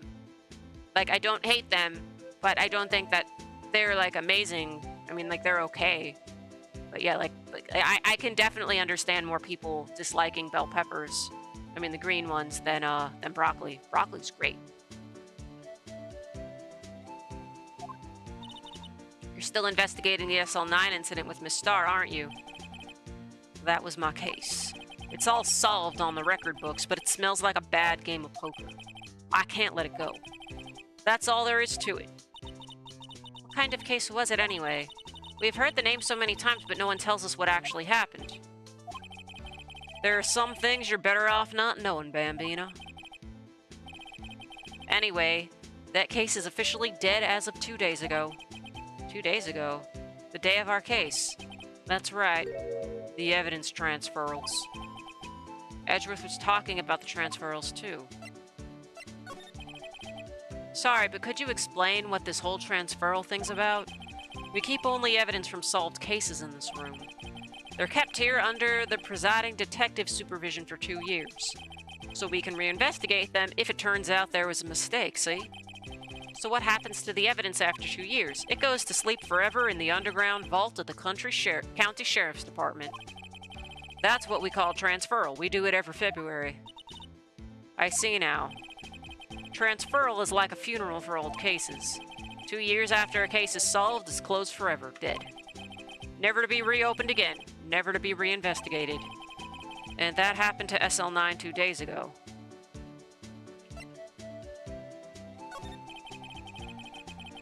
I know what maybe 2 of the machines in here do. Only 2 of them? There must be a dozen. Like I said, Bambina, me and machines, well, I like them about as much as I like stewed cauliflower with my steaks. Cauliflower is another vegetable that's good. However, it's easier to cook cauliflower bad than it is to cook broccoli bad in my experience. Now, if you want good cauliflower, this is how you do it. Has to be cold enough so that you can turn on the oven. So you just take the cauliflower, you know, split up the florets, you toss them in a little bit of oil and a little bit of seasoning of your choice, and you just bake it in the oven, and it's amazing. The other way cauliflower is amazing is the way Indian restaurants cook it. Then again, like, Indian restaurants can cook every vegetable amazingly. Like, yeah, they know how to cook every vegetable and make it delicious. I'm just stating facts right now. But yeah, it's not too hard to have cauliflower that's delicious. This guy, I mean, how many bowel movements are you having a week if you don't like these vegetables? Or how many are you having per day? You're either having too many or you're either not having enough. That's what I think. The easiest ones to understand are these here security cameras. Those are the ones Meekins mentioned. Nothing happens, the tapes are automatically erased every few hours. And Officer Meekins and Detective Goodman, are they on one of those tapes? I reckon they might be. You're the security guard and you reckon? One more thing. When you go into the evidence room, you need an ID card. Thus the card reader by the door. The card reader leaves a record of every ID card that passes through.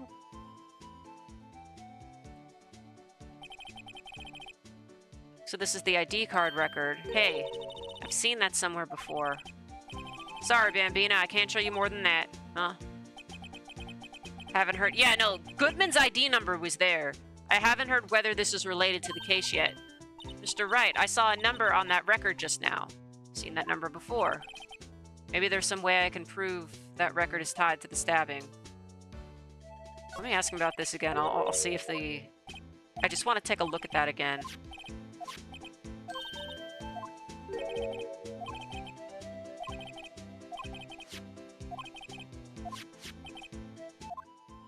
Okay, here it is. Okay, so we had 2 numbers. One of them is covered. We had 2 numbers go in at 5:14. Dang, how do I... Let's look at what was that evidence report here. No, let's look at this thing again. Let's check this again. Okay, 5-9, and then they crossed out the 9. I just want to see was... Okay, that was 4-9 before the text box covered it. I wonder if they knew his first ID number was 5, and then they started writing down 9 like it was their own. Oh yeah, 4-9. I think it was this one up here. They went in at 450, and then they went in again at 514. It was this number on top of it. Man, who got the number 77? Nice. It's always 420 somewhere. I wonder what they were doing in the evidence room at that time of day. Okay, so, all right, so we got that. But anyway, here's my theory that we have right now. So I think that what they did is, it was another guy who went in with the ID card. And remember how we found the wallet at the scene of the crime, like after the police had already done their investigation? What if it was one of the investigating cops that happened to have that wallet with them and dropped it? Like, I wonder if it was not Bruce Goodman who dropped that wallet. It was whoever was posing as Bruce Goodman dropped that wallet there when Bruce Goodman was killed there. Or something like that. So I think it was something like that. There's definitely two people.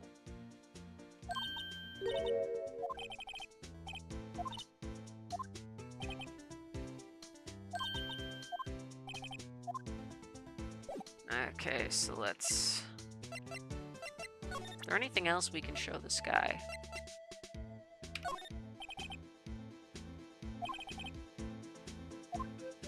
Okay, he's not gonna help with that. Alright.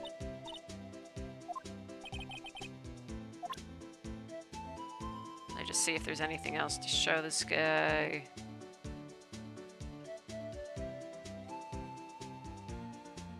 Oh, they said show him the ID again. Alright.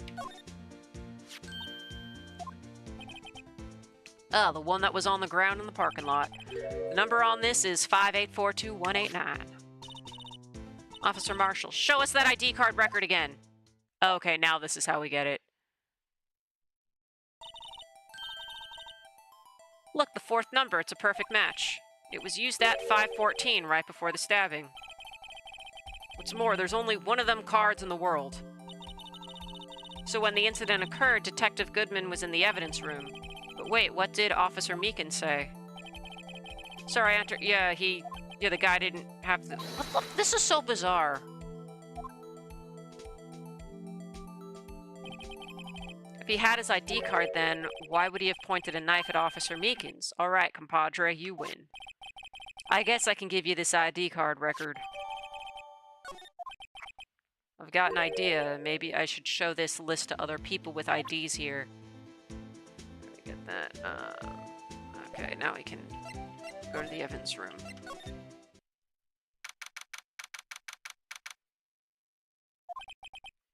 It's quiet. The investigation must be over here. So this is the evidence room. It's really kind of like a graveyard. Graveyards are supposed to have grass and trees. This feels more like a morgue. Nice try, Mr. Wright. You can't scare me.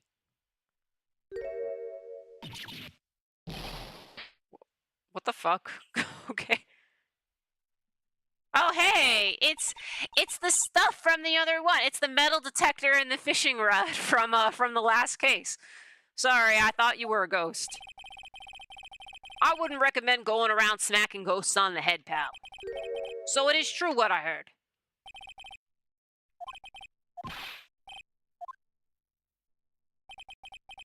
Yeah, it's true. So, Chief of Police Grant. Will loan anyone $50, even me? Oh, so that's what you were talking about. Actually, I was put in charge of the investigation for today. Just for today? Boss for a day? Well, guess what? You got permission from the chief, so now you're boss for a day. Gee, thanks. First of all, you'll want to have this. Evidence room floor plans.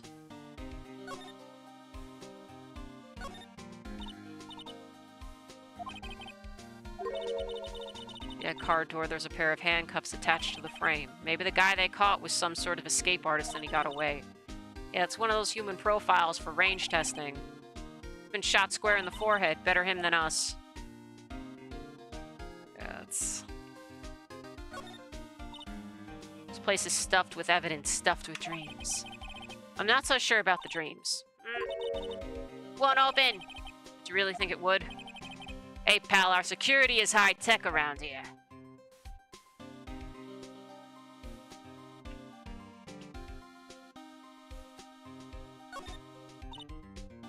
That's the door we just came in through.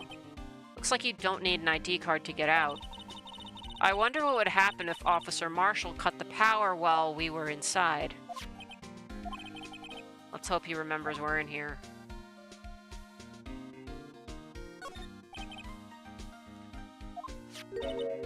What a sorry-looking fishing pole that is. Ah, it's my personal pole. I never did get around to using it. Wait, I've seen that somewhere before. Right, pal, that's the metal detector. The one that led to the solving of the case on Gourd Lake, remember? Oh, right, wow, that feels like it was ages ago. And, I don't think I've seen this one before. Oh, that's a bug sweeper. Sure will come in handy in solving some case sooner or later. That cheap-looking box? Can't judge a person or machine by their cover, you gotta look at their heart.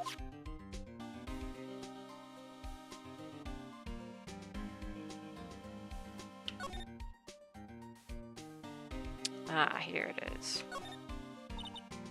Look, this one's open and the red indicator light above the door is lit. That locker is coated with Detective Goodman's fingerprint. Okay, so if it's a fingerprint, the actual detective was probably there to open it, and it may have... Was it another guy who was killed? Are you sure it's okay to leave it open like that? Well, it'd be hard to get it open again if we closed it. It's empty. They must have taken the contents elsewhere. Someone left a glove here, but only one.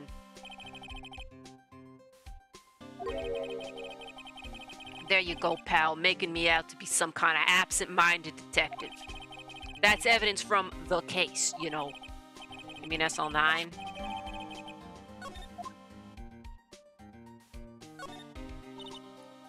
What is a saw and paint doing here? Since the dawn of time, true art has always been a war against oppression. True art, I noticed that there's blue and yellow paint here. Perhaps we're witnessing the birthplace of the Blue Badger. Well, you might say this is my studio. Here in the evidence room?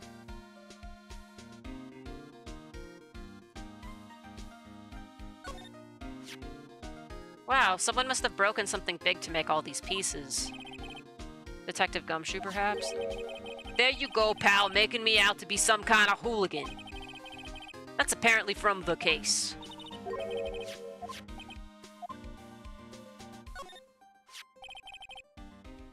I wonder which shape these pieces were in before whatever it was broke. You want to try to put it back together? Ah, good luck, pal. It's no job for amateurs. Well, I spent a good 3 hours on that before I had to give up. That's why I always carry around a tube of glue. Well, this piece looks like the bottom. Let's try putting the rest in place. Okay, actually, I have memories of doing this. I have some memories of doing this. Do any pieces look like... Oh...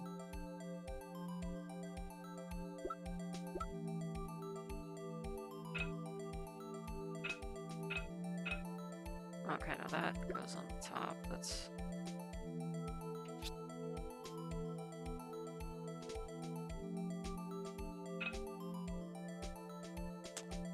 Okay, that's...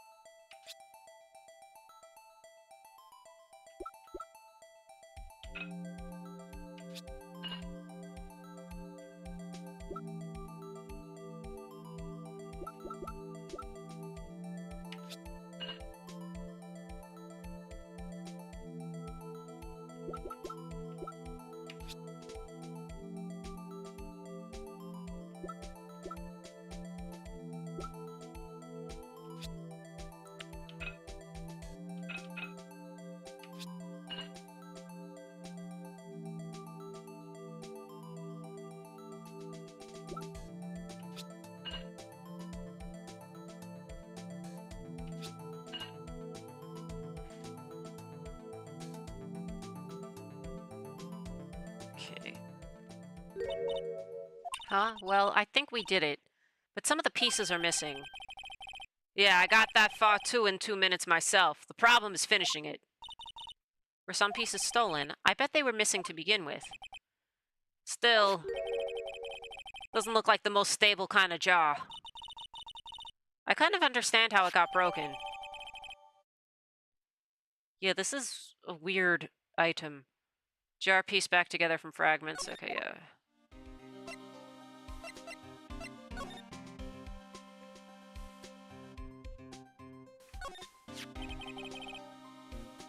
pieces. There are two things that bother me. One, why are some of the pieces missing? Two, doesn't it seem a little unstable? No wonder it broke.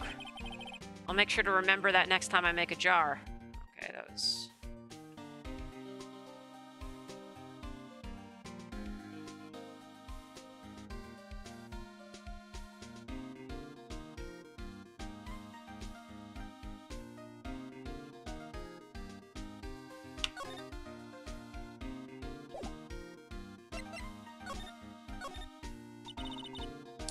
So, Detective Gumshoe, your boss for the day? That's right, it's an honor.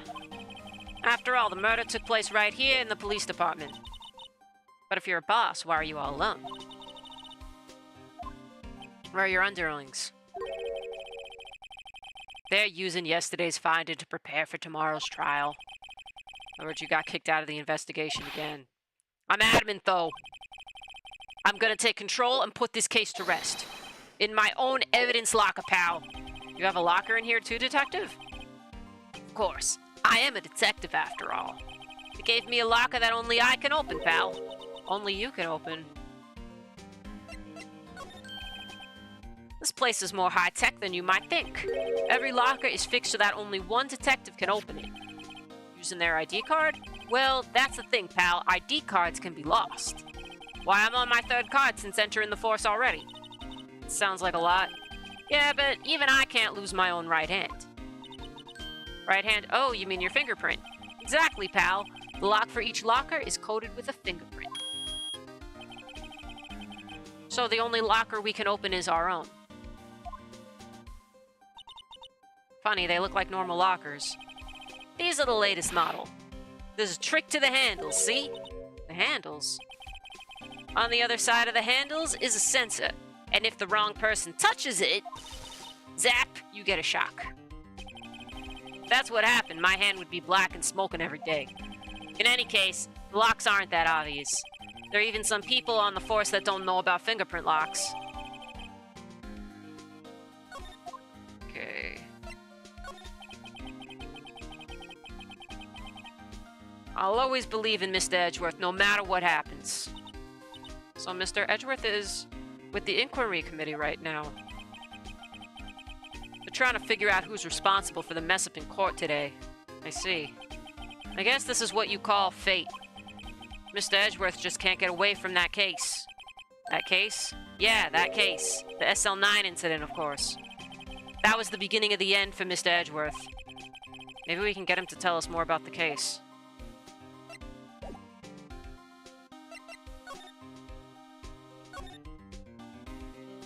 Oh yeah, what this shit? It's a little worn, but there's definitely a handprint here. Looks like someone tried to wipe it off. Mr. Wright! What if there are other bloodstains left in the room?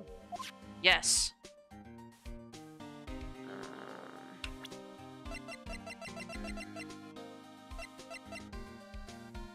Here we go.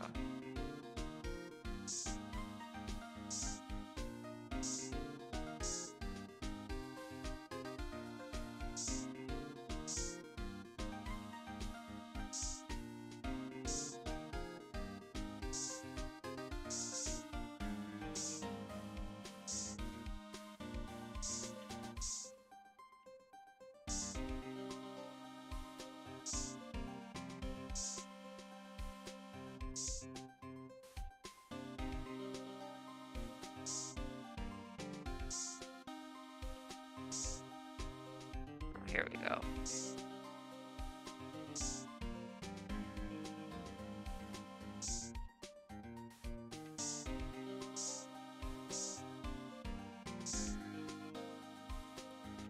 Just make sure I'm spraying the right area.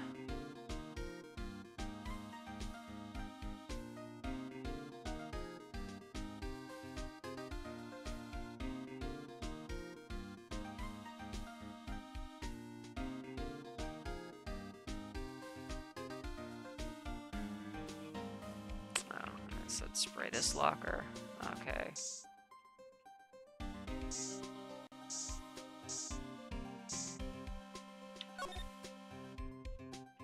Oh, this thing.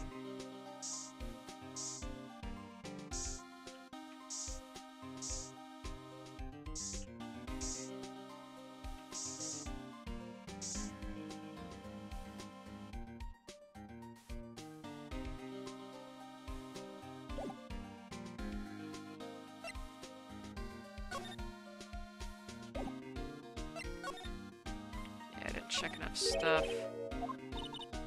It's like a shirt. I guess it must be evidence for some case. Wonder if Detective Gumshoe put this here. There you go, pal, making me out to be some kind of slob. I'm not responsible for the evidence here. That said, I bet that evidence locker was opened recently. How do you know?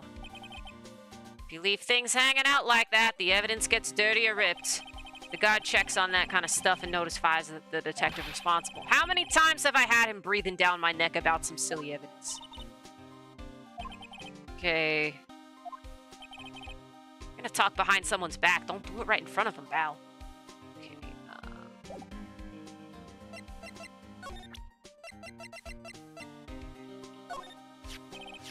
Detective Guzman note and that switchblade knife. I bet Edgeworth was the most surprised of anyone. Because of the SL9 connection? That was Mr. Edgeworth's first big case, you know, 2 years ago. That was the first time the world knew Edgeworth was a man to be feared. But why would evidence from that case turn up now? I guess it's not over, pal. Maybe there's some loose ends left on that case. Okay, they said we're supposed to show him that. Let's see.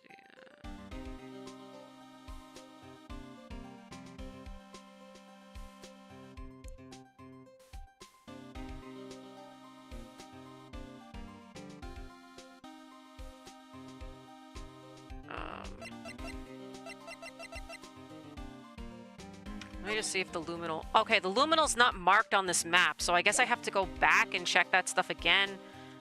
This is very annoying. Okay, let's go back to examining stuff.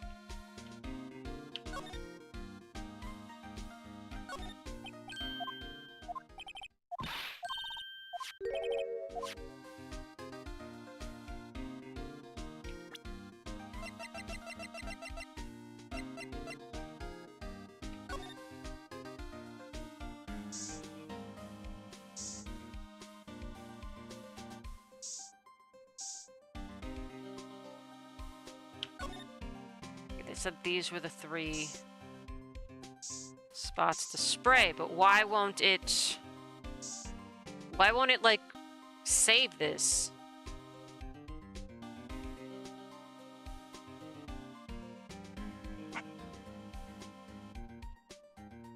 Is this stuff not added into evidence?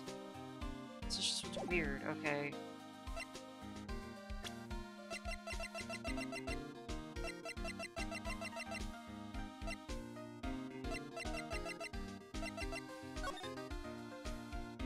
Yeah, why can't we mark this stuff here? Okay, well, they didn't say anything would be added to this. They're just telling us to move now in the guide. Okay, well, let's...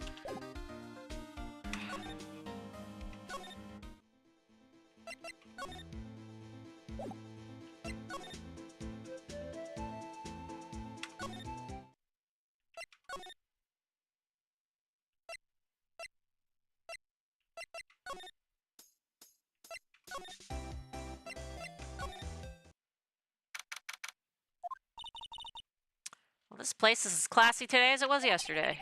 And I'm sure it'll still be just as classy tomorrow. Incidentally, Edgeworth's not here. I'm sure he's off doing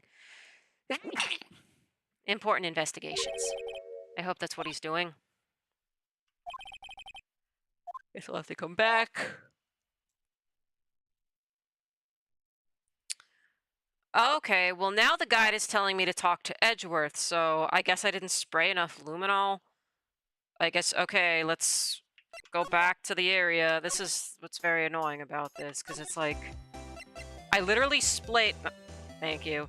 I sprayed the stuff the guide told me to spray, but like nothing ever changed. So now where are we going back? Yep. Police department. Move.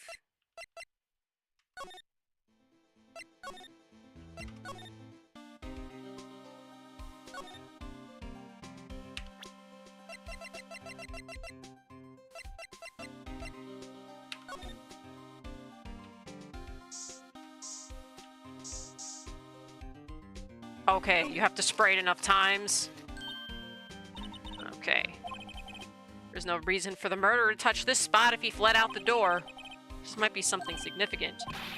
Hey, that's some pretty amazing stuff you got there, pal. What's this? It's called luminol testing fluid. Where'd you get your hands on that? Huh? I'd like to get some too. I'll just borrow $50 from the chief. Where do you get this, Emma? I always buy it by mail order. Well, I'd better jot this down on the... You know what? I'm curious. How much does luminol actually cost? Let me see if you can get it on Amazon. I bet you Amazon has it. Let's go. Wait, I don't want to close that tab. Okay.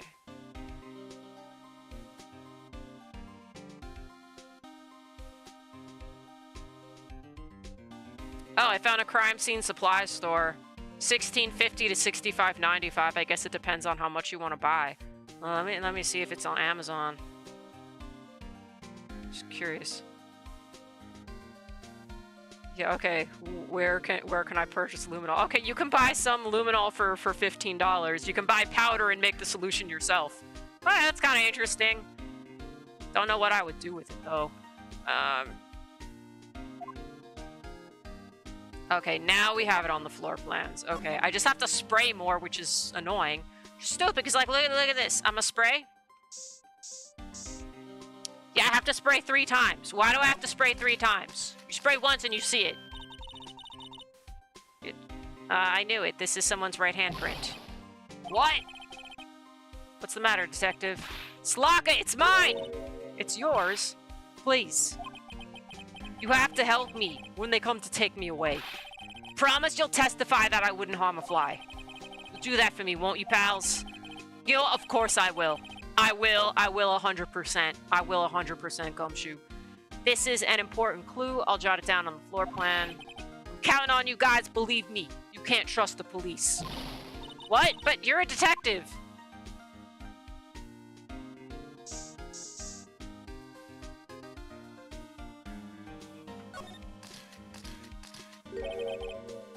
That must have been one massive pool of blood. Never seen anything like it. I'm not a professional. What's your opinion, detective? The times have to be off because, okay, this blood on the floor, that would totally make sense for the blood on the shoe. I don't know, we'll see. Pale blue blood. Maybe Detective Goodman was actually an alien! This proves that something really happened in front of this locker. I'll make a note of it on the floor plans. Hey, if you didn't want my opinion, you shouldn't have asked. Okay, now we can probably go talk to Edgeworth.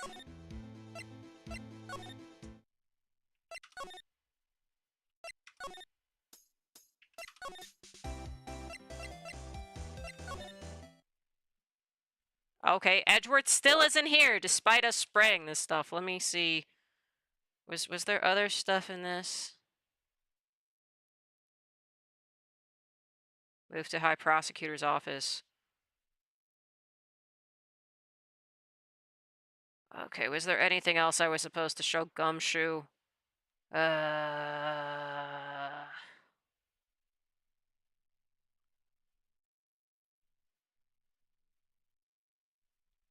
Let me just check the new evidence we've acquired in here, and then maybe something will change. If I leave and come back. Okay, we checked that. We can let's check this again. Okay, we can't flip this one around at all. Okay, we know that was Bruce Goodman. We don't know who the other numbers are. Not yet, anyway.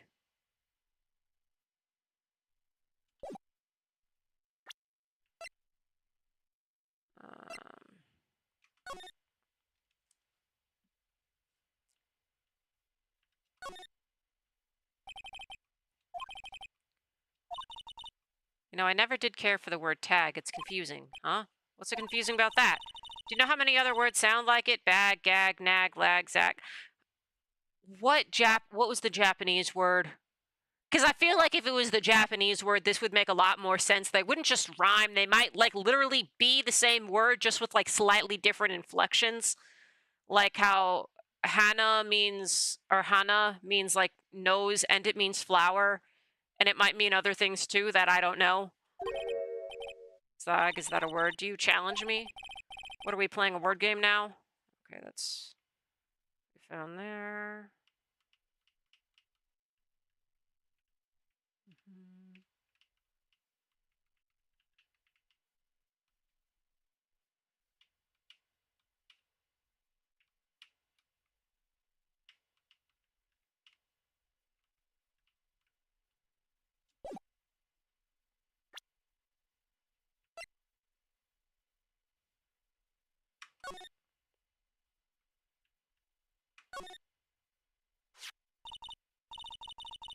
They're hard to make out, but there are some dark red stains here. Looks like blood. Do you think Detective Goodman's blood somehow got on this when he was stabbed?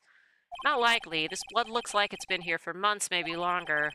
Sure was evidence in the SL9 incident. That might be when the blood got on it.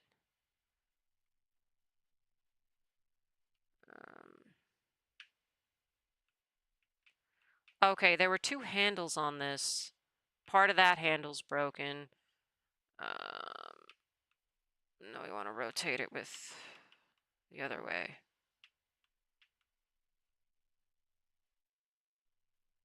What's the other one? H.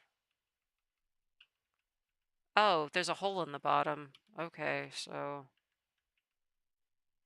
this is a weird vase. Okay. This thing doesn't have a bottom. That's weird. I wonder which side is up. Better yet, what's the purpose of a bottomless jar? At least it doesn't collect dust inside, right? Okay, so I think... okay, we can't do anything else with that. Okay, that's that.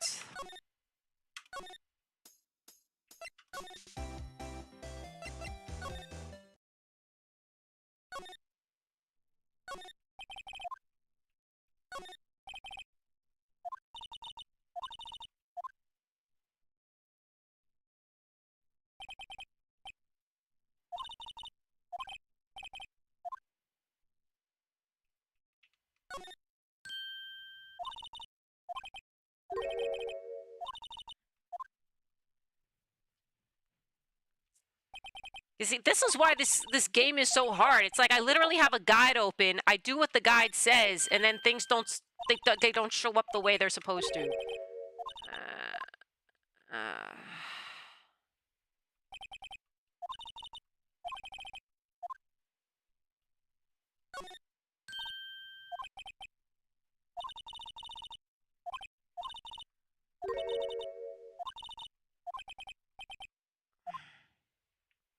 Well, I don't see spiky hair on the pawn, but yeah, this is pre-gay, right there. Okay, none of this is new. Yeah, this case without a guide is ridiculous. I mean, I'm pretty sure I checked stuff back in the day. Okay, let me go back. Okay, we had the jar. Is there anything else I didn't do? Okay, I have the evidence room floor plans. I talked to... let's go back and see if there's more stuff to talk to Gumshoe about. This is very annoying.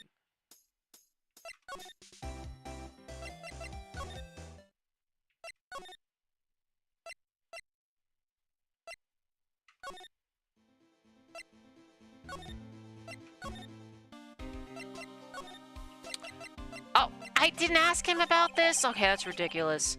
Okay, that was on me. Now that was a bloody violent case. Violent, so it was a murder? A serial killing. Maybe I don't want to get involved in this after all. The killer made a mistake, and Mr. Edgeworth built his case around that to nab him. And this was 2 years ago? That put Mr. Edgeworth right in the spotlight. And started the rumor mill. Rumors about forged evidence. It was supposed to be all cleaned up with the transferal the other day. It was the last job he ever did. Detective Goodman, that is. What do you mean? Detective Goodman was the detective in charge of the SL9 incidency. So, that switchblade knife... The victim took the knife out of the evidence locker himself. Okay, we asked him on that. Let me just check, is there anything else here before I leave again?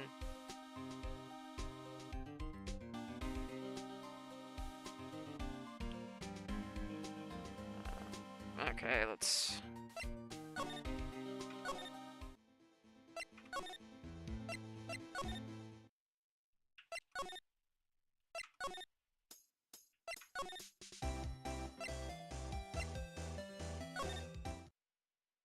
he's not back yet!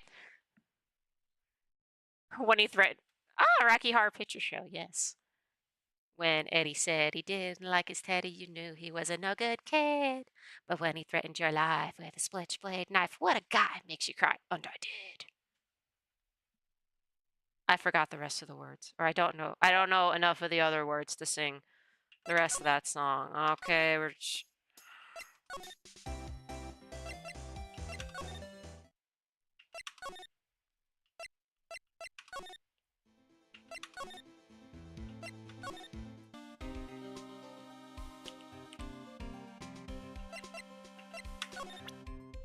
I'm gonna just show you everything.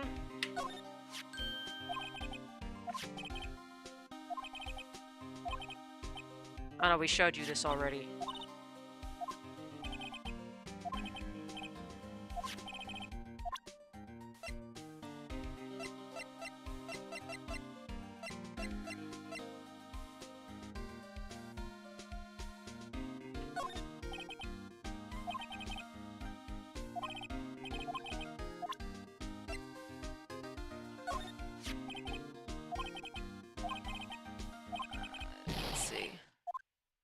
Oh, okay. Maybe, yeah, I should have thought of this. Maybe he knows other numbers.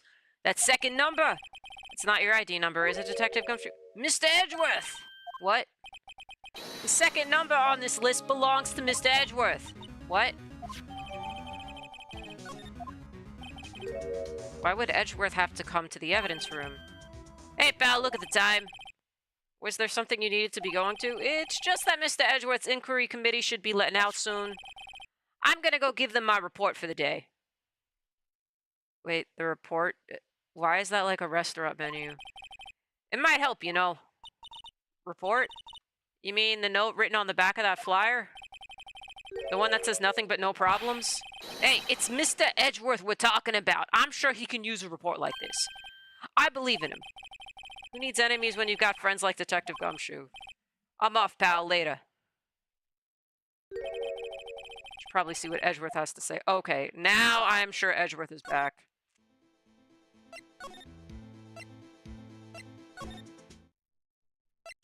Let's go talk to the boyfriend.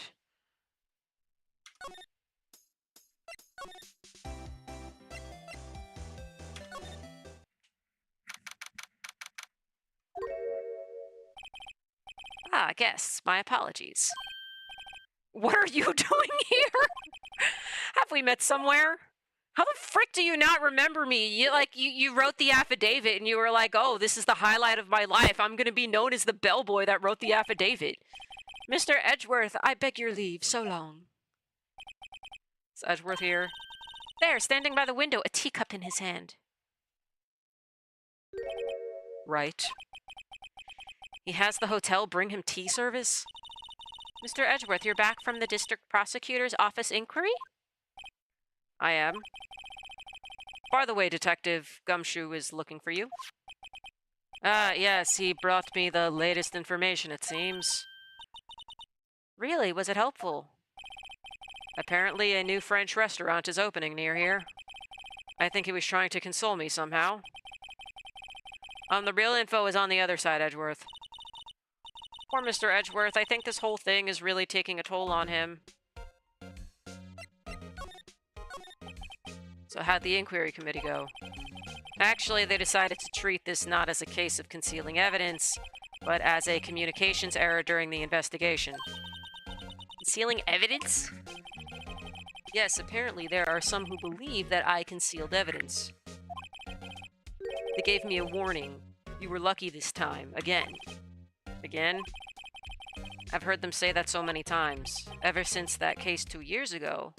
Let's see, tomorrow's trial. Are you okay for the trial tomorrow? Well, I'm still the presiding prosecuting attorney. However, something happened. They gave control of the investigation over to the police department. The police department? Yes. Any further investigation for this case will be directed by the Chief of Police Gant. I can do nothing but wait for his results. I see. Why, I ask you, why? All along, I've done only what I believe is right. I have nothing to be ashamed of. But still. Wow, I've never seen him this out of sorts.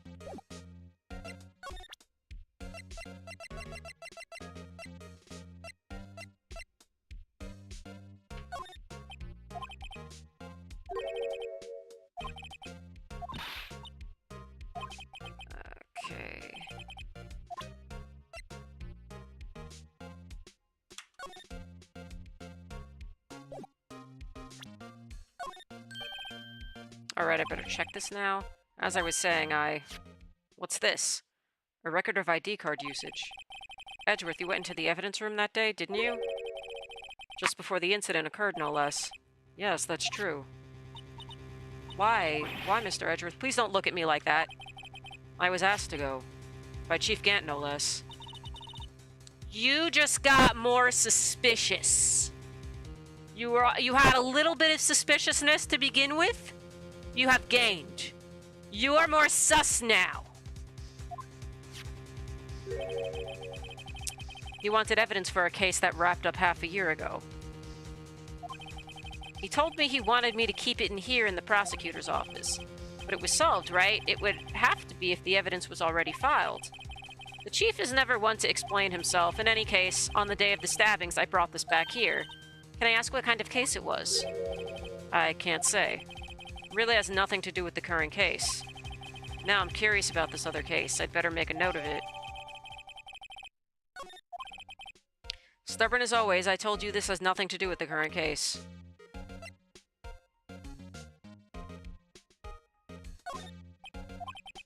Right, Oh, you don't care about the luminol? You don't care about the luminol marks? Okay, Edgeworth.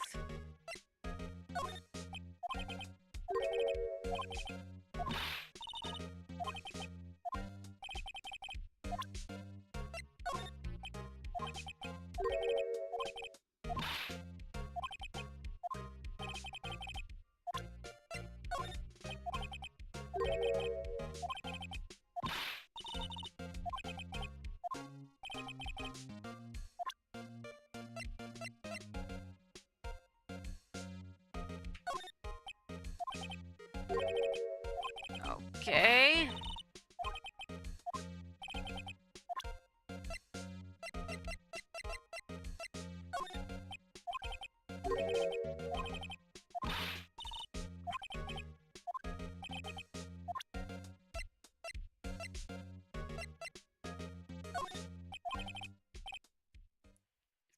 No, you've probably got a hold of some information already, right? It all has to do with that case you were on, the SL9 incident, and some dark suspicion that you were wrapped up in. You are the man who revived the worst memory of my life. I figured I'd be telling you about this sooner or later. You must be talking about his father's murder in that elevator. Okay, Edgeworth, why don't you tell me about it? Tell me the truth.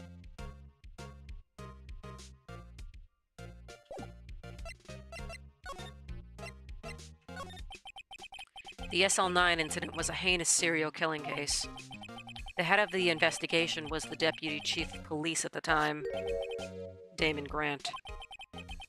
That wacky old coot was involved in the case 2 years ago, too, then. He was a top officer, and it was my first time working with him. I was nervous. Well, you get nervous too, Mr. Edgeworth? What I want to know is why was a Deputy Chief of Police on the investigation? In truth, I used slightly more extreme methods than normal. We were dealing with a vicious murderer. If I let him go, the blood would be on my hands. We won our guilty verdict, and the killer was executed. Wait, you didn't? Of course not. I didn't touch the evidence. Yes, I will do anything in my power to win a trial. However, I do have a code, and I follow it faithfully. By the way, Emma, the chief prosecutor wanted to know something. My sister? What? If you were still studying forensic science. Huh? Yes, of course. Why, just today, Mr. Wright and I were using this. Luminol testing fluid? Well then, you might have use for this. Aluminum powder for taking fingerprints. It's been chemically treated for better adhesion. For me? Are you sure? We are the enemy, you know. I have no say in today's investigation. Do as you will. Edgeworth, I'm really... No need to thank me. Here, take your powder and these fingerprint files for everyone involved. Thanks. How about giving these to Detective Gumshoe as well? Ew. Well, let's get going. One last investigation, right. I do remember seeing a suspicious handprint somewhere. Wasn't that in the evidence room?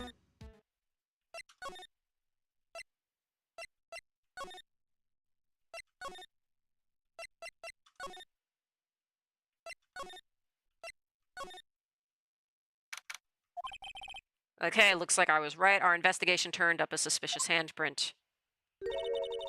Here, in this blood on the detective's evidence locker.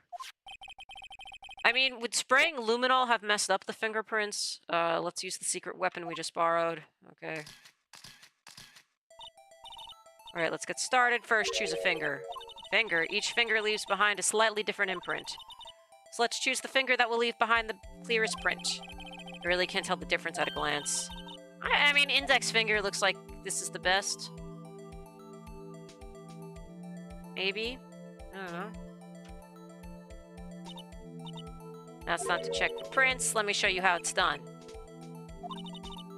First, we sprinkle the aluminum powder around. How do you do that? With enter, see? So that's the trick. The aluminum powder adheres completely to the print. Once the powder is well spread, just blow away the excess. I wonder if you actually had to blow on the DS for this. With E. Okay. I bet you had to blow. I remember there was a, what was it? In one of the Zelda games on DS. Either Spirit Tracks or Phantom Hourglass on one of those. I remember there was one of the puzzles where you had to, like, blow on the microphone of the DS to put out these candles. And then there was, like, another little puzzle you had to solve where you actually had to close the DS to, like, make an imprint of something and then open it. That was really cool. I wonder if that was the case here.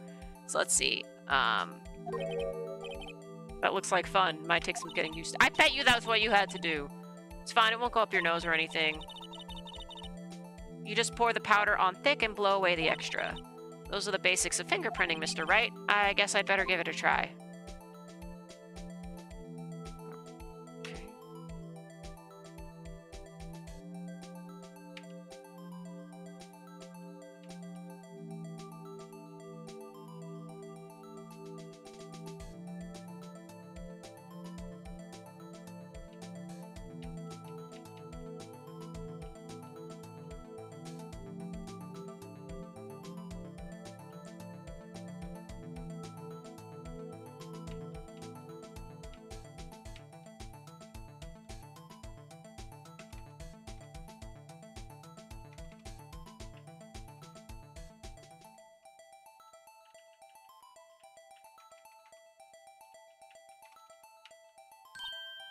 Okay.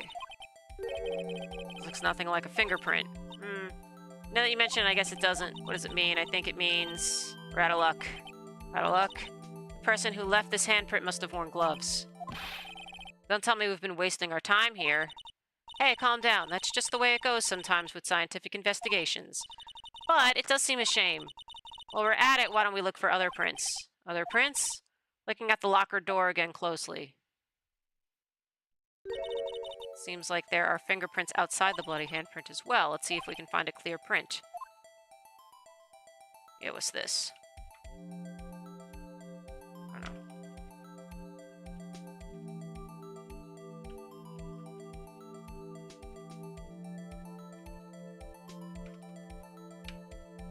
know. Okay, here we go.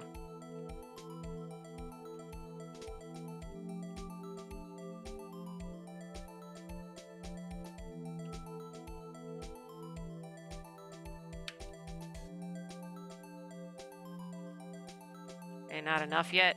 Okay, this I don't remember, so maybe I didn't get this far. I'm not sure. Or maybe I did. I do not remember this, but for some reason I remember putting the vase together.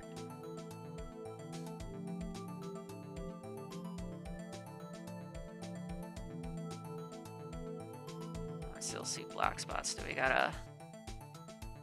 Why is this not good enough yet? Just dump the whole jar on it.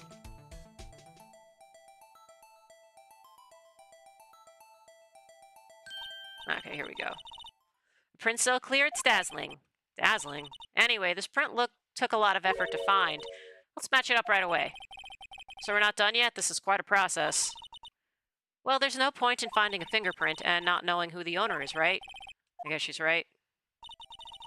Look at the fingerprint data we got from Mr. Edgeworth. And point out the person you think left these prints. Huh? How am I supposed to know who it was? bloody handprint, and the fingerprints are in different places, right? That means the prints probably don't have anything to do with our case. So whose fingerprints would we most likely find on this evidence locker? I mean, Gumshoe. No. No.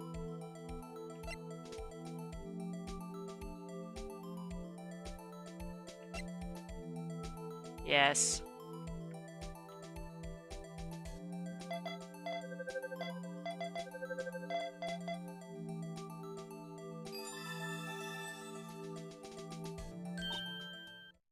Aha, so these prints belong to Detective Gumshoe. Something wrong, Mr. Wright? You gave me the so what look. I guess that's probably because I was thinking so what. Okay, so we came up with nothing this time, but there's always next time. Sometimes you hit, sometimes you miss. You gotta roll with the punches, Mr. Wright. Thanks for the sympathy. Wait, if I remember correctly, there was one other handprint in this room. Let's check it out.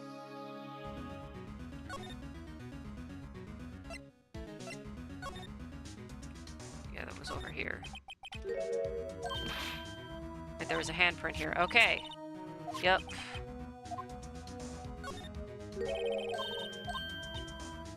Warn you about something first. What? The area with the blood was wiped away, right? We only ended up finding it using chemical means. Any print in that area will have been wiped away too. Oh, right. So that means no prints. Would you say the probability of your hypothesis is high? Don't ask me. Anyway, you must try to find prints that weren't wiped away.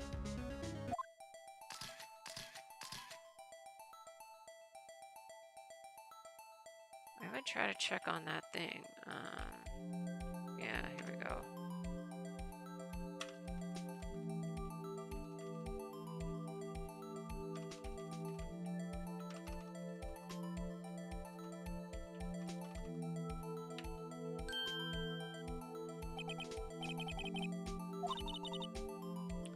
Won't be any good for matching prints, will it?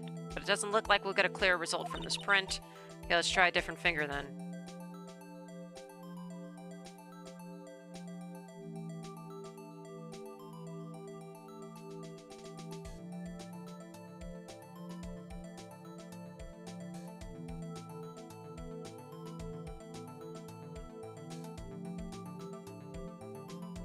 Was this the one we just did?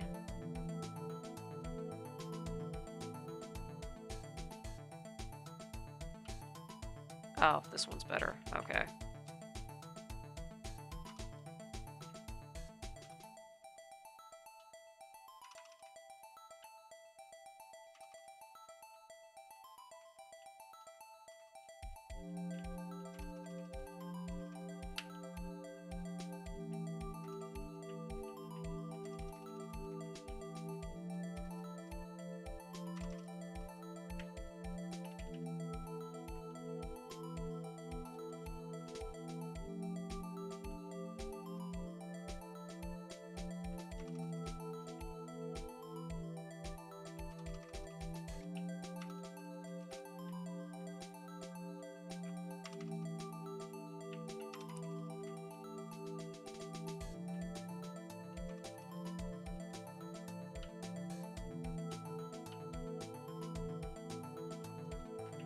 Why is this not good enough yet?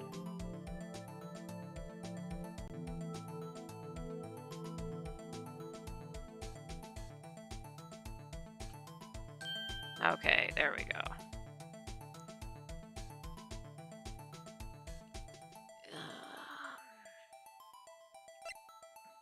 No.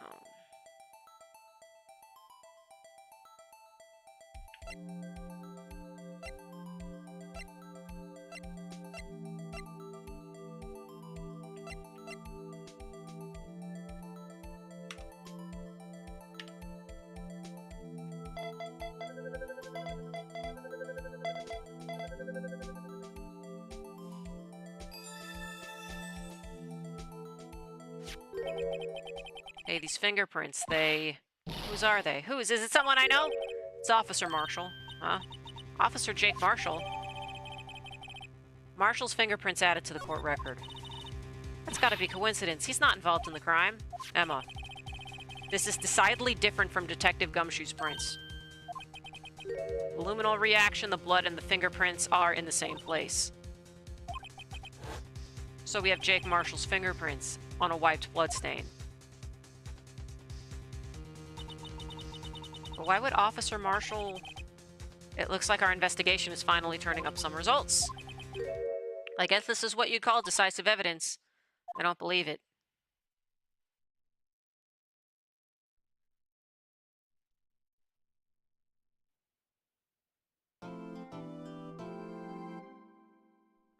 Okay. Oh, this is a lot.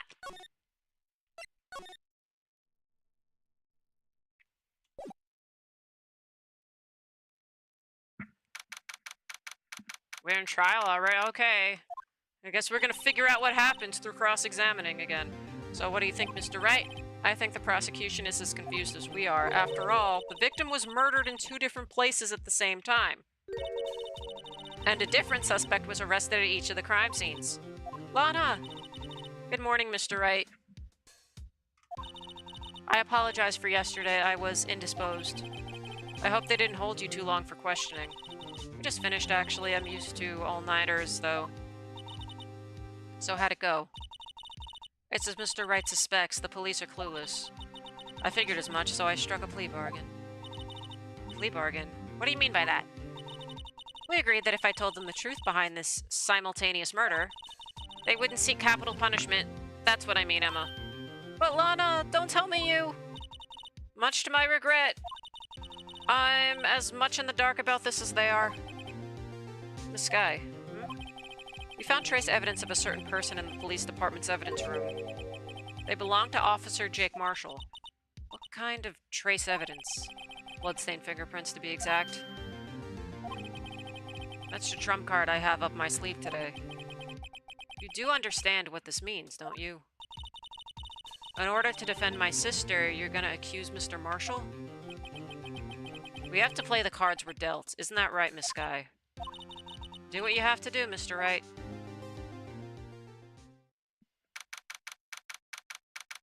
February 24th, 10 a.m. District Courtroom, Court number 9. Court is now in session for the trial of Miss Lana Skye. Defense is ready, Your Honor. Prosecution is... I'm afraid you'll have to clarify. It takes 30 minutes by car to reach the police department from the prosecutor's office. Yet the victim, Bruce Goodman, was slain at both places at the same time. But that's not physically possible, is it? What's more, I hear the victim from the evidence room just disappeared. Yes, and the body eventually reappeared in the trunk of Mr. Edgeworth's car. Wow, this is one messed up trial. One of my duties as prosecutor is to present impartial evidence. Today, I will present evidence relating to the murder at the police department. In doing so, I believe the way in which we should proceed will reveal itself. Now that's what set Mr. Edgeworth apart. He sounds so on top of things, even though he doesn't know what's going on himself. And that's supposed to be an admirable trait. Very well, let the trial resume. On the day of the crime, what exactly transpired at the police department? Mr. Edgeworth, you may call your first witness of the day to the stand. First witness, the prosecution calls the suspect of the murder that occurred at the police department. Suspect, you mean the so-called murderer? I don't think it's Meekins. Things are getting wild from the get-go.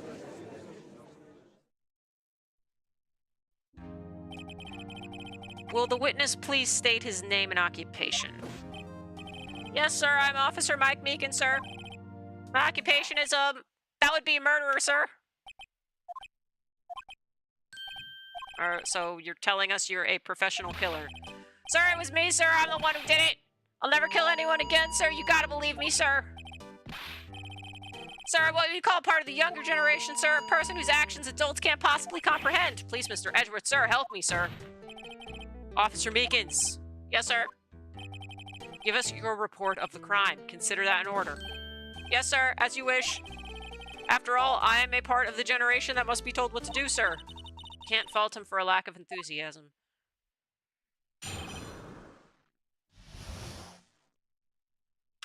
Oh, hello, Chocula. Although it's not my normal duty, I was assigned to guard the evidence room that day. I spotted a suspicious man on the security screen and rushed into the room. I was only doing what I was trained to do, sir. I was suddenly attacked. I fought for my life, then I did it. After that, I passed out until another officer smacked me awake. So the victim, Detective Goodman, attacked you. Do unto others before they do unto you. That's the Meekins family motto, sir. I see. Then you fainted and a colleague helped you regain consciousness. Yes, sir. He knocked me upside the head, sir. Very well. The defense may begin its cross-examination. What I need here is more info to work with. Right. You left out the whole part about asking the dude for ID and him not having it.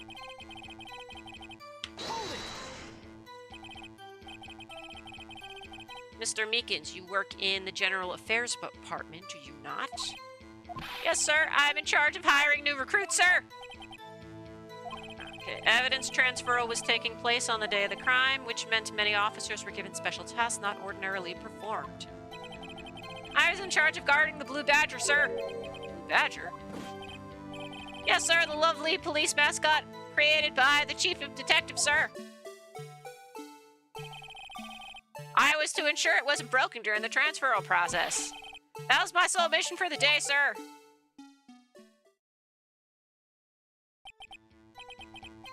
I see. Sounds like a very important mission. After the award ceremony finished that day, there were so many people running around. Then I relocated the Blue Badger to the evidence room. Oh, so that's why you went to the evidence room. Tell us, what did you see when you got there?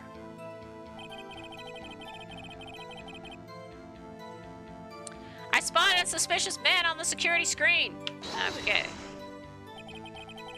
In order to enter the evidence room, you need an ID card, am I correct? Precisely, sir. I have one right here around my neck. So then, your ID number should be listed on here, right?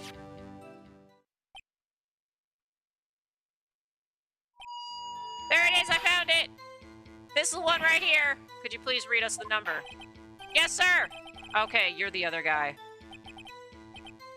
The number 4989596 is shown as being used twice. Please explain, witness. It's no real mystery, sir. First time is when I relocated the Blue Badger to the evidence room, and the second time is when I went to go get him after everything settled down. I see, so it was during that second time when, yes, sir, that was when I spotted the man on the security screen. I was only doing what I was trained to do, sir. I was suddenly attacked.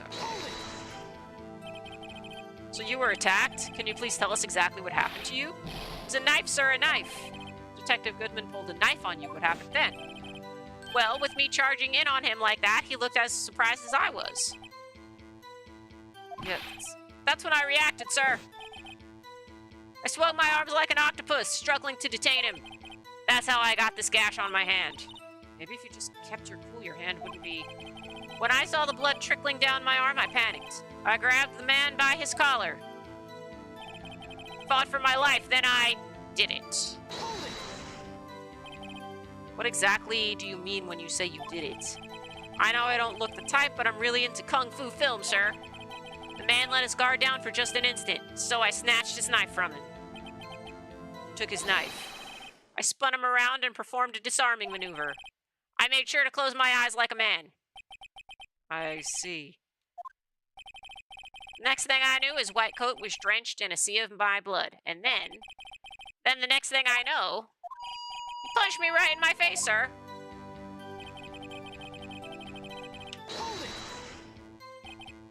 At what time did you regain consciousness? No offense, sir, but how am I supposed to know that? I was unconscious. According to the report from the officer that woke up the witness, it says it was about 5:30. Hit me right in the head, too. I woke up crying tears of pain. That's nice. I mean, it's nice that you recovered, that is.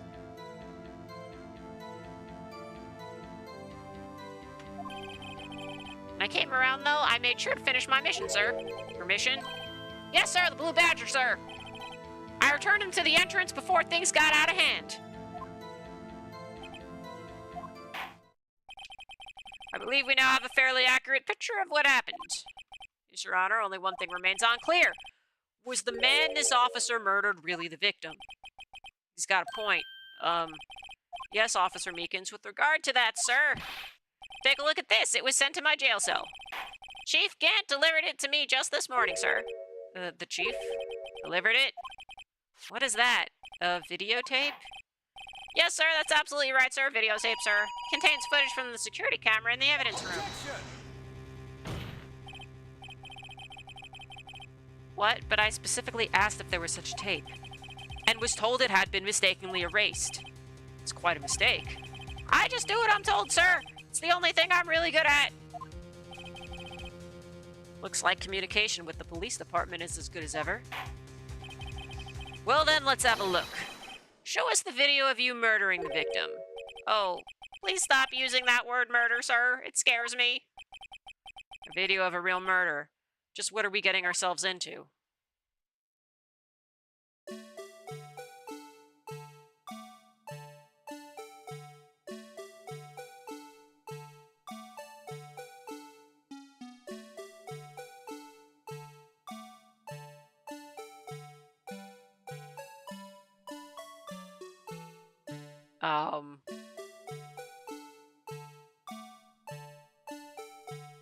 Of course.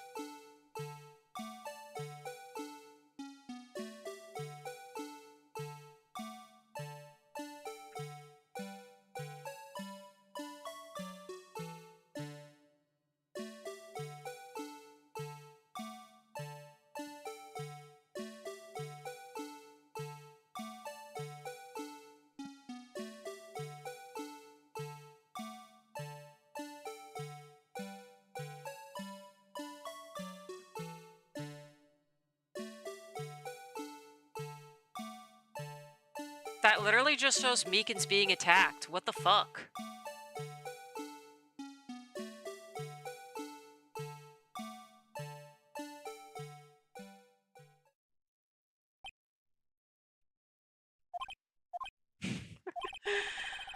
Well, I believe we're all thinking the same thing.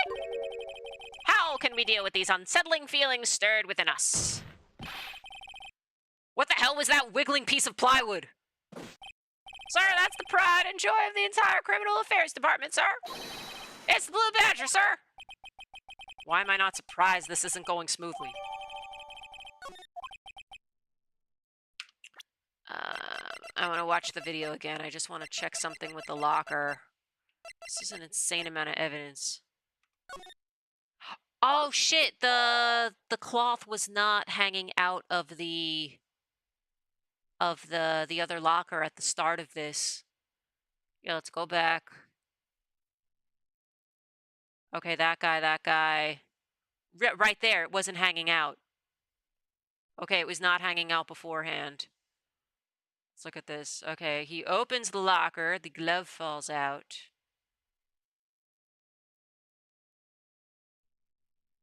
Okay, Meekins walks in. It's still not hanging out.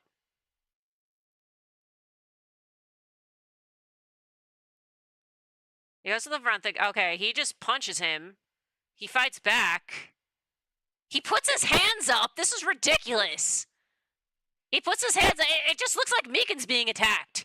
We don't even see the dude's body. Dude could have crawled out and went to the locker when when the camera wasn't facing there, because we don't see. It's just Meekins there. Dude could have crawled on the floor if he knew where the blind spots were. This is ridiculous.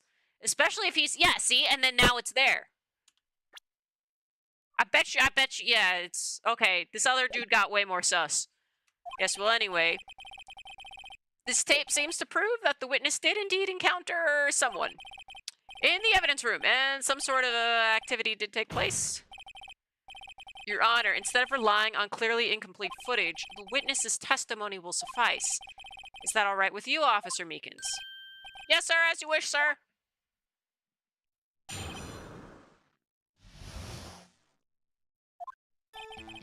His face can't be clearly seen in the video, but there's no question that the other person was Detective Goodman, sir.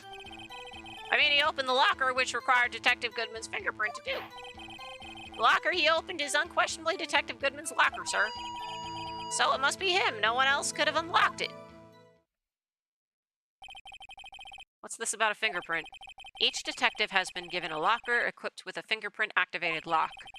These locks ensure that each locker can only be opened by the detective it belongs to. Intriguing. That would mean the victim at the crime scene would have to have been Detective Goodman. Very well. The defense may begin its cross-examination. I don't know. Okay, it's...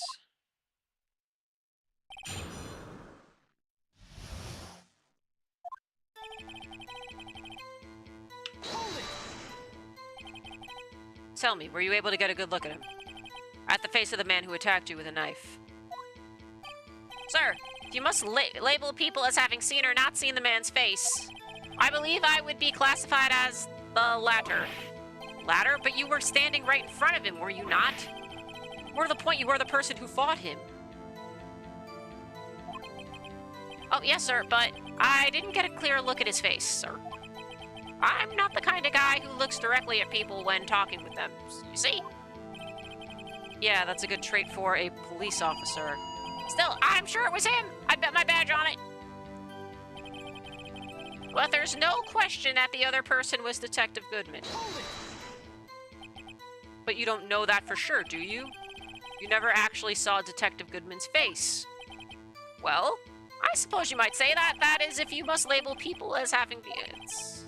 Since his face can't be identified in the video, only you can verify it. Why is everyone looking at me? If I had to label your stares as disturbing or... Megan's. Having been shown a questionable video at best, we are not in the best of moods. Now, please be more certain when you testify. Yes, sir. You claim the man who brandished a knife on you was Bruce Goodman. Tell us why you are positive it was him. I mean, he opened the locker, which required Detective Goodman's fingerprint. Oh, hold on. 1 second. Bunny's attacking shoes. You get away from that. Get away from that.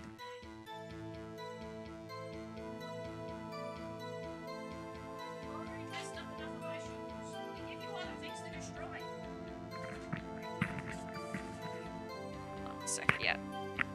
My bunny was just attacking my shoes. Give him so many toys, and he still likes to chew on shoes. Okay, about these lockers, is there no other way to open them? No, sir. I myself tried all kinds of methods in the past. They only respond to registered fingerprints, sir. I wonder what kinds of methods he's tried. If the man opened the locker's lock, which only responds to its registered fingerprints, then he must be the person the locker was assigned to. Exactly my point, sir, and this too. The locker he opened is unquestionably Detective Goodman's locker, sir. How do you know that information? I've heard rumors, sir, from people in the know, sir. People in the know? Workers in the department cafeteria, sir. They keep me informed. They also listen to my romantic trouble, sir. For the record, the opened locker did indeed belong to Detective Goodman. I verified this information through a more reliable source. So the victim opened the locker with his own fingerprint. So it must be him. No one else could have unlocked it. However, the most important detail is not shown in this video, the man's face.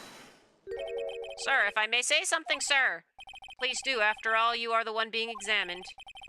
I don't understand why the man's face is so important in this case, sir. I mean, it was his hand that opened the fingerprint lock. And it was his hand that tried to thrust his knife into my body, sir. My unsettled state can testify to this, sir. Yes, you have a point. The footage doesn't lie. That is, unless the defense can find a problem with it. Mr. Wright, let's check the court records again. There's a problem with the... Yeah, there's a problem. Regarding the video contained on this tape, there is one thing in particular that seems rather strange. This contradiction leads to the possibility that the man may not have been Detective Goodman. What? This video contains such a contradiction? Interesting. Your Honor, I have a proposal. Yes, Mr. Edgeworth? I propose we have the defense point out to us this alleged contradiction in the video. Yeah, okay. I will now play the security tape. Mr. Wright, please show us the contradiction you speak of. First time I've ever... Yeah, it's easy. I know where it is. It's the, Please don't play it too many times. I can't stand watching this video. Jeez. Please enlighten us. Where is the contradiction that indicates the man... Okay, whatever. Find it.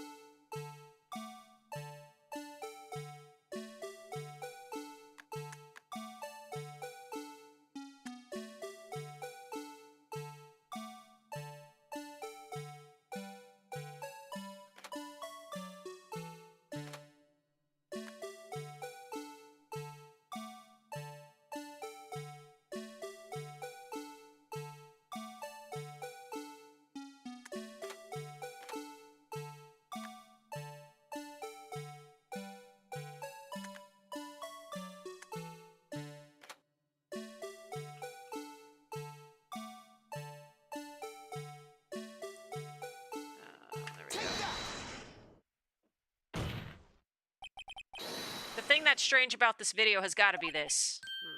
Yes, that is strange. Something certainly seems unnatural about that. What could it mean?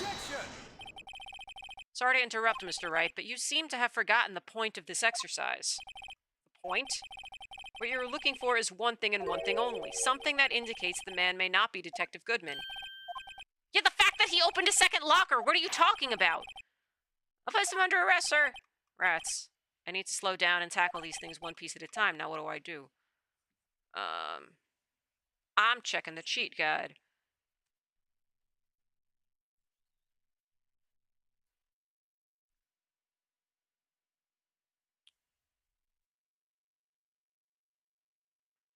Oh, they said choose the light above Goodman's locker and the falling glove. Okay. I thought I found the actual thing, but let's, okay. Okay.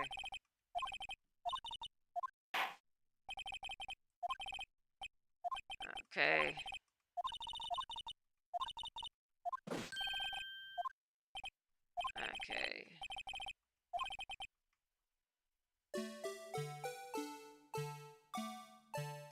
Okay, they said 17, 14, 32.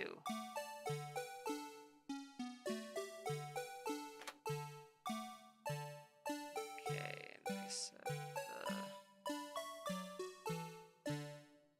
oh yeah, the light above Goodman's locker.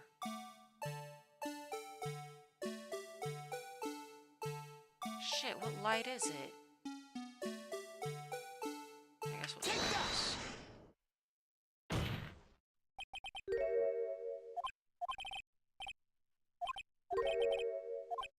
Okay, I guess that wasn't what I was supposed to have hit.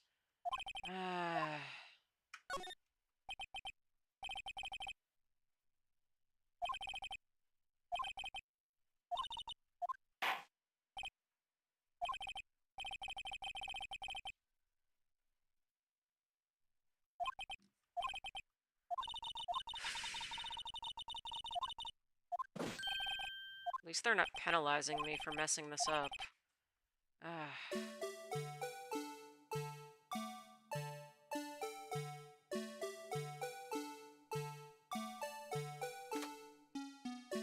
Maybe it's this?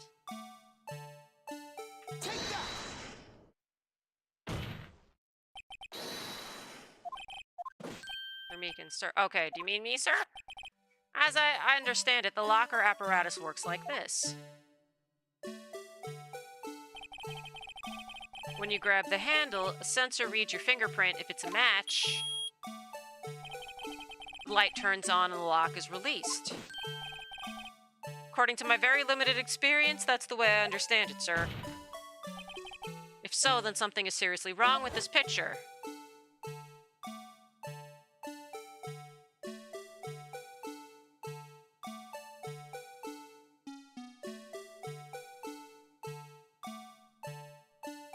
Why do we have to watch the whole video again?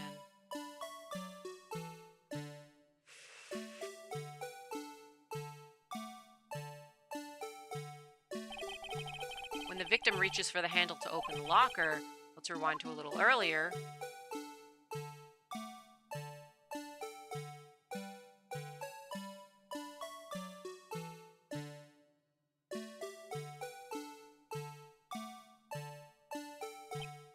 Here, notice the light?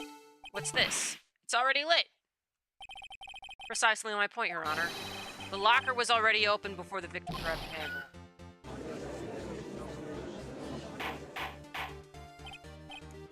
Order, what's the meaning of this? It's very simple, Your Honor. The locker wasn't locked on the day of the crime. But the locker locks are controlled by an electronic system. When a door is shut, a sensor is triggered. And the locker is automatically locked. Oh, I know, it must have broken down. Of course, I'm not an expert in this. That's not likely, Your Honor. The sensor would detect and report any malfunction. Oh well, just goes to show novices should keep their mouths shut. So then, Mr. Wright, do you have an explanation? Yes, Your Honor. Why wasn't the locker locked?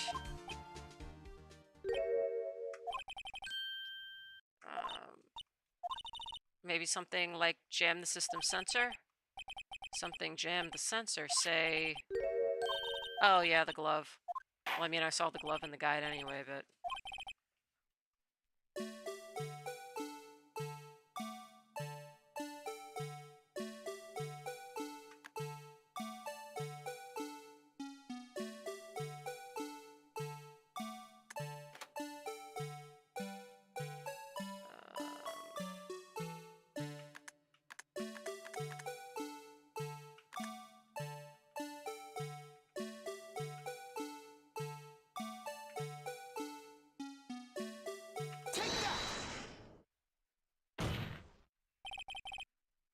Please watch closely. This is the continuation of the part I showed you earlier.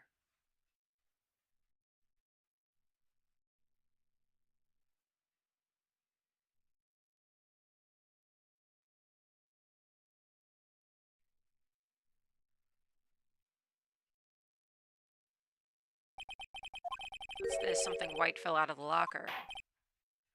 But sir, it's been my experience that things fall out when doors are open. I often fall out and roll great distances when I open my car door, sir. We can't be sure that item was completely inside the locker to begin with. What do you mean? The sensor triggers the lock when the door is shut. What if something was inserted, say, between the sensor and the door? Inserted?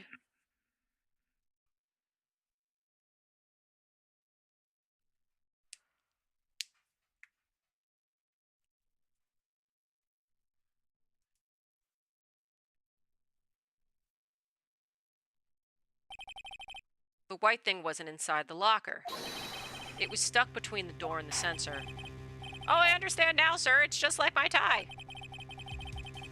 2 out of 3 times it gets stuck in the door when I get out of my patrol vehicle, sir. Instead of the door closing, my tie chokes me.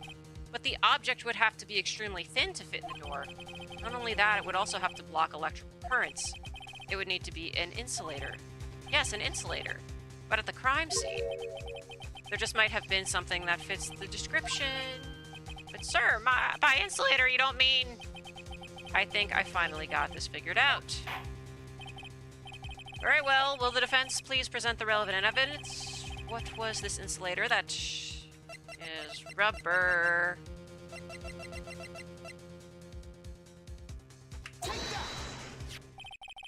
Found this near the locker, a thin rubber glove. We can't be sure that was in the victim's locker. It has a tag that says SL9 incident. The video seems to depict the victim opening the locker, but that isn't the case. The lit lamp attests to this. On the day of the crime, even I could have opened the locker. Is this not so, Officer Meekins? Sir? It would appear so, sir. Okay, order. So are we to believe then that the victim whom this witness stabbed in the evidence room was not Detective Goodman? Do not be misled, Your Honor. What do you mean, Mr. Edgeworth? The defense has merely demonstrated that possibility and nothing more. The victim in the video is indeed Bruce Goodman. The prosecution will offer one more testimony to prove this. What? Officer Meekins, please testify about this. Sir, me, sir? I'm not sure what you're referring to, sir. Oh, you mean that, sir? Of course, sir. Is this a joke? Very well, begin your testimony.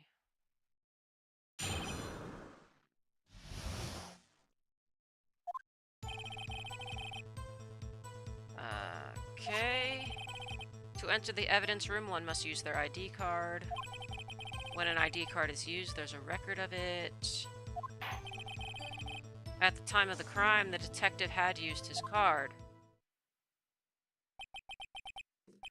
An ID card record, I see.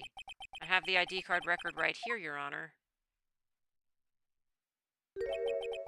Who is all the sevens? I want to know who has the cool 77777. ID used at 5:14 is that of the victim. Just before the crime. Yes, without a doubt, this is the victim's ID. However, one thing does strike me as unusual. Several hundred cases should have been due for transferal. Why were there so few people using this room? This particular evidence room is only used for storing certain special cases. Special cases? Extremely violent cases involving police staff. Just hearing that makes my hair stand on end. Me too, although it doesn't make much of a difference. There were only a few cases up for transferal there, and most were cleared up by noon. Right, I see. Now let's move on to the cross.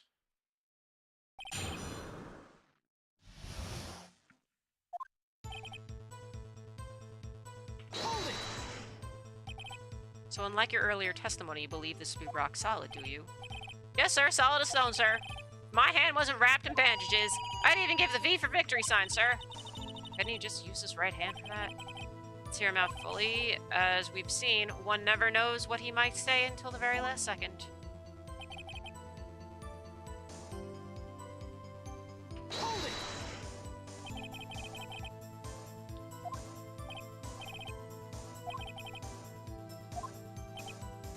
What if someone were to steal it from you, keeping it out in the open like that?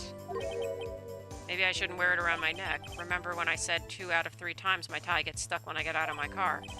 Well, remembering the time, it's my ID card that gets stuck. Instead of the door closing, my ID card chokes me. Maybe I should just leave this one alone. At any rate, each police officer has only one ID card.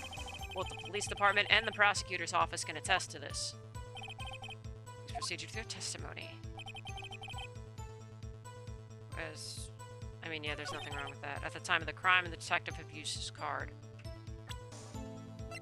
Okay, I'm just gonna...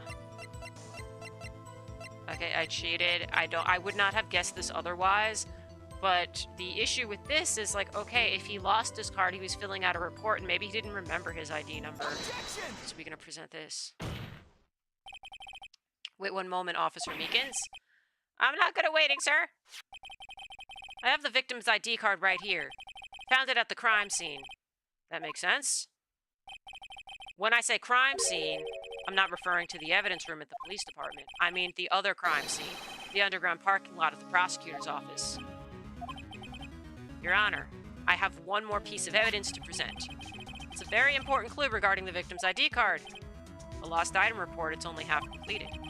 But it shows that Detective Goodman had lost something on the day of the crime. Something important enough to fill out this report. Let me guess, you believe this something to be his ID card, right? I can't say for sure, but there is a high probability. On the day of the crime, Detective Goodman was not carrying his card. Order, so now what does this all mean? It can only mean one thing. It doesn't even require much thought. The man Officer Meekins encountered in the evidence room was not Detective Goodman, but rather the man who stole his ID card. It's the Texas guy. Does the prosecution have a response? I have only one thing to say to the defense. Bravo, Mr. Wright. Allow me to summarize the defense's argument. At 5:15 p.m. on the day of the crime, the man in the evidence room Officer Meekins encountered was not Detective Goodman. There are 2 grounds to support this. First, the locker in the evidence room was already unlocked. Second, the victim lost his ID card. Am I correct so far, Mr. Wright? Yes. That being the case, we must inevitably arrive at a single conclusion. If the victim in this video is a fake, then the murder in the evidence room is also fake. In other words, the security camera does not show the instant of the murder. That is, well, I guess that's right. What do you mean you guess that's right? That's obviously right. But, like, you literally see Meekins put his hands up and then nothing. Stupid. Is something wrong, Mr. Wright? Only moments ago you seemed content to be pointing your finger around. This isn't going to end well. Well, well. It seems you finally realized exactly what you've gone to such lengths to prove. Explain yourself, Mr. Edgeworth. The defense has already done the explaining for me. The victim in this video is a fake, which means a murder did not take place at the police department at 5:15 on the day of the crime. So the real crime could only take place at one location, the underground parking lot. At the prosecutor's office, the murderer being Miss Lana Skye, the defendant. The evidence is compelling. A trustworthy witness observed the moment the defendant used the murder weapon.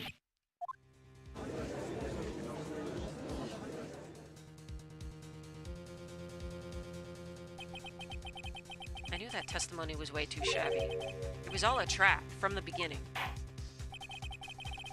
The activity in the evidence room still leaves many questions unanswered.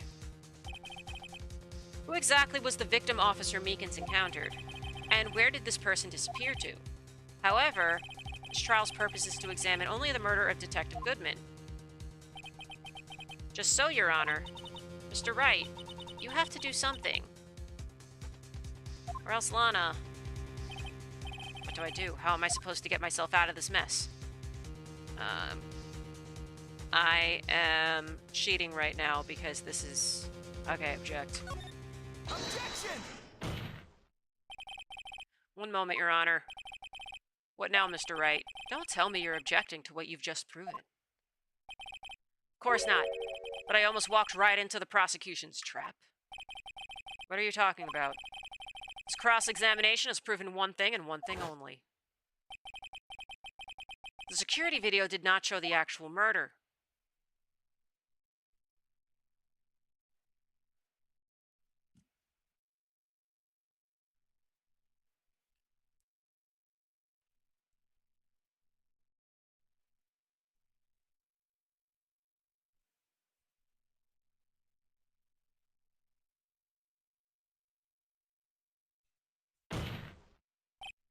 However, it cannot be said that it is unrelated to the murder in the parking lot.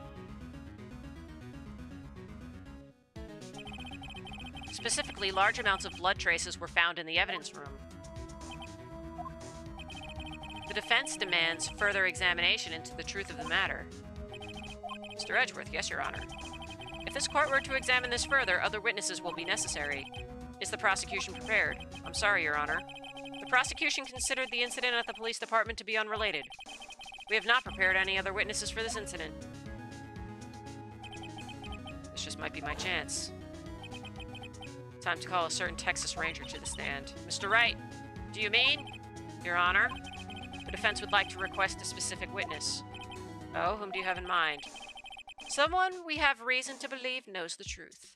The truth behind the activities that took place in the evidence room. The prosecution requests to hear this person's name before deciding whether or not to comply. Very well then, Mr. Wright. This person whom you would have testify, what is his or her name?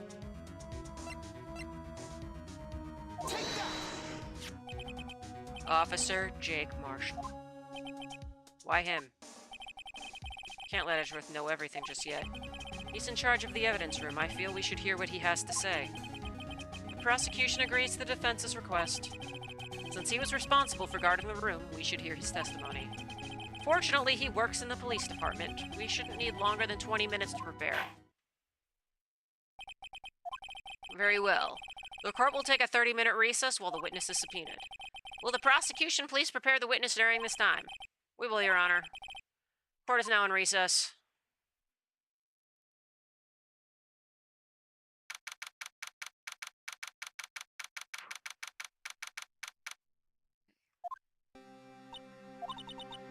There's no stopping you, is there, Mr. Wright? Huh? What do you mean? You called for Jake Marshall. It seems you've figured out everything. I haven't figured anything out. Lana, you're the one who knows everything, Emma. You always know everything. Why don't you just tell us? Mr. Wright is trying his hardest to protect you. I don't recall ever asking for his protection. How can you be so cold? Don't you trust us? Don't you trust me?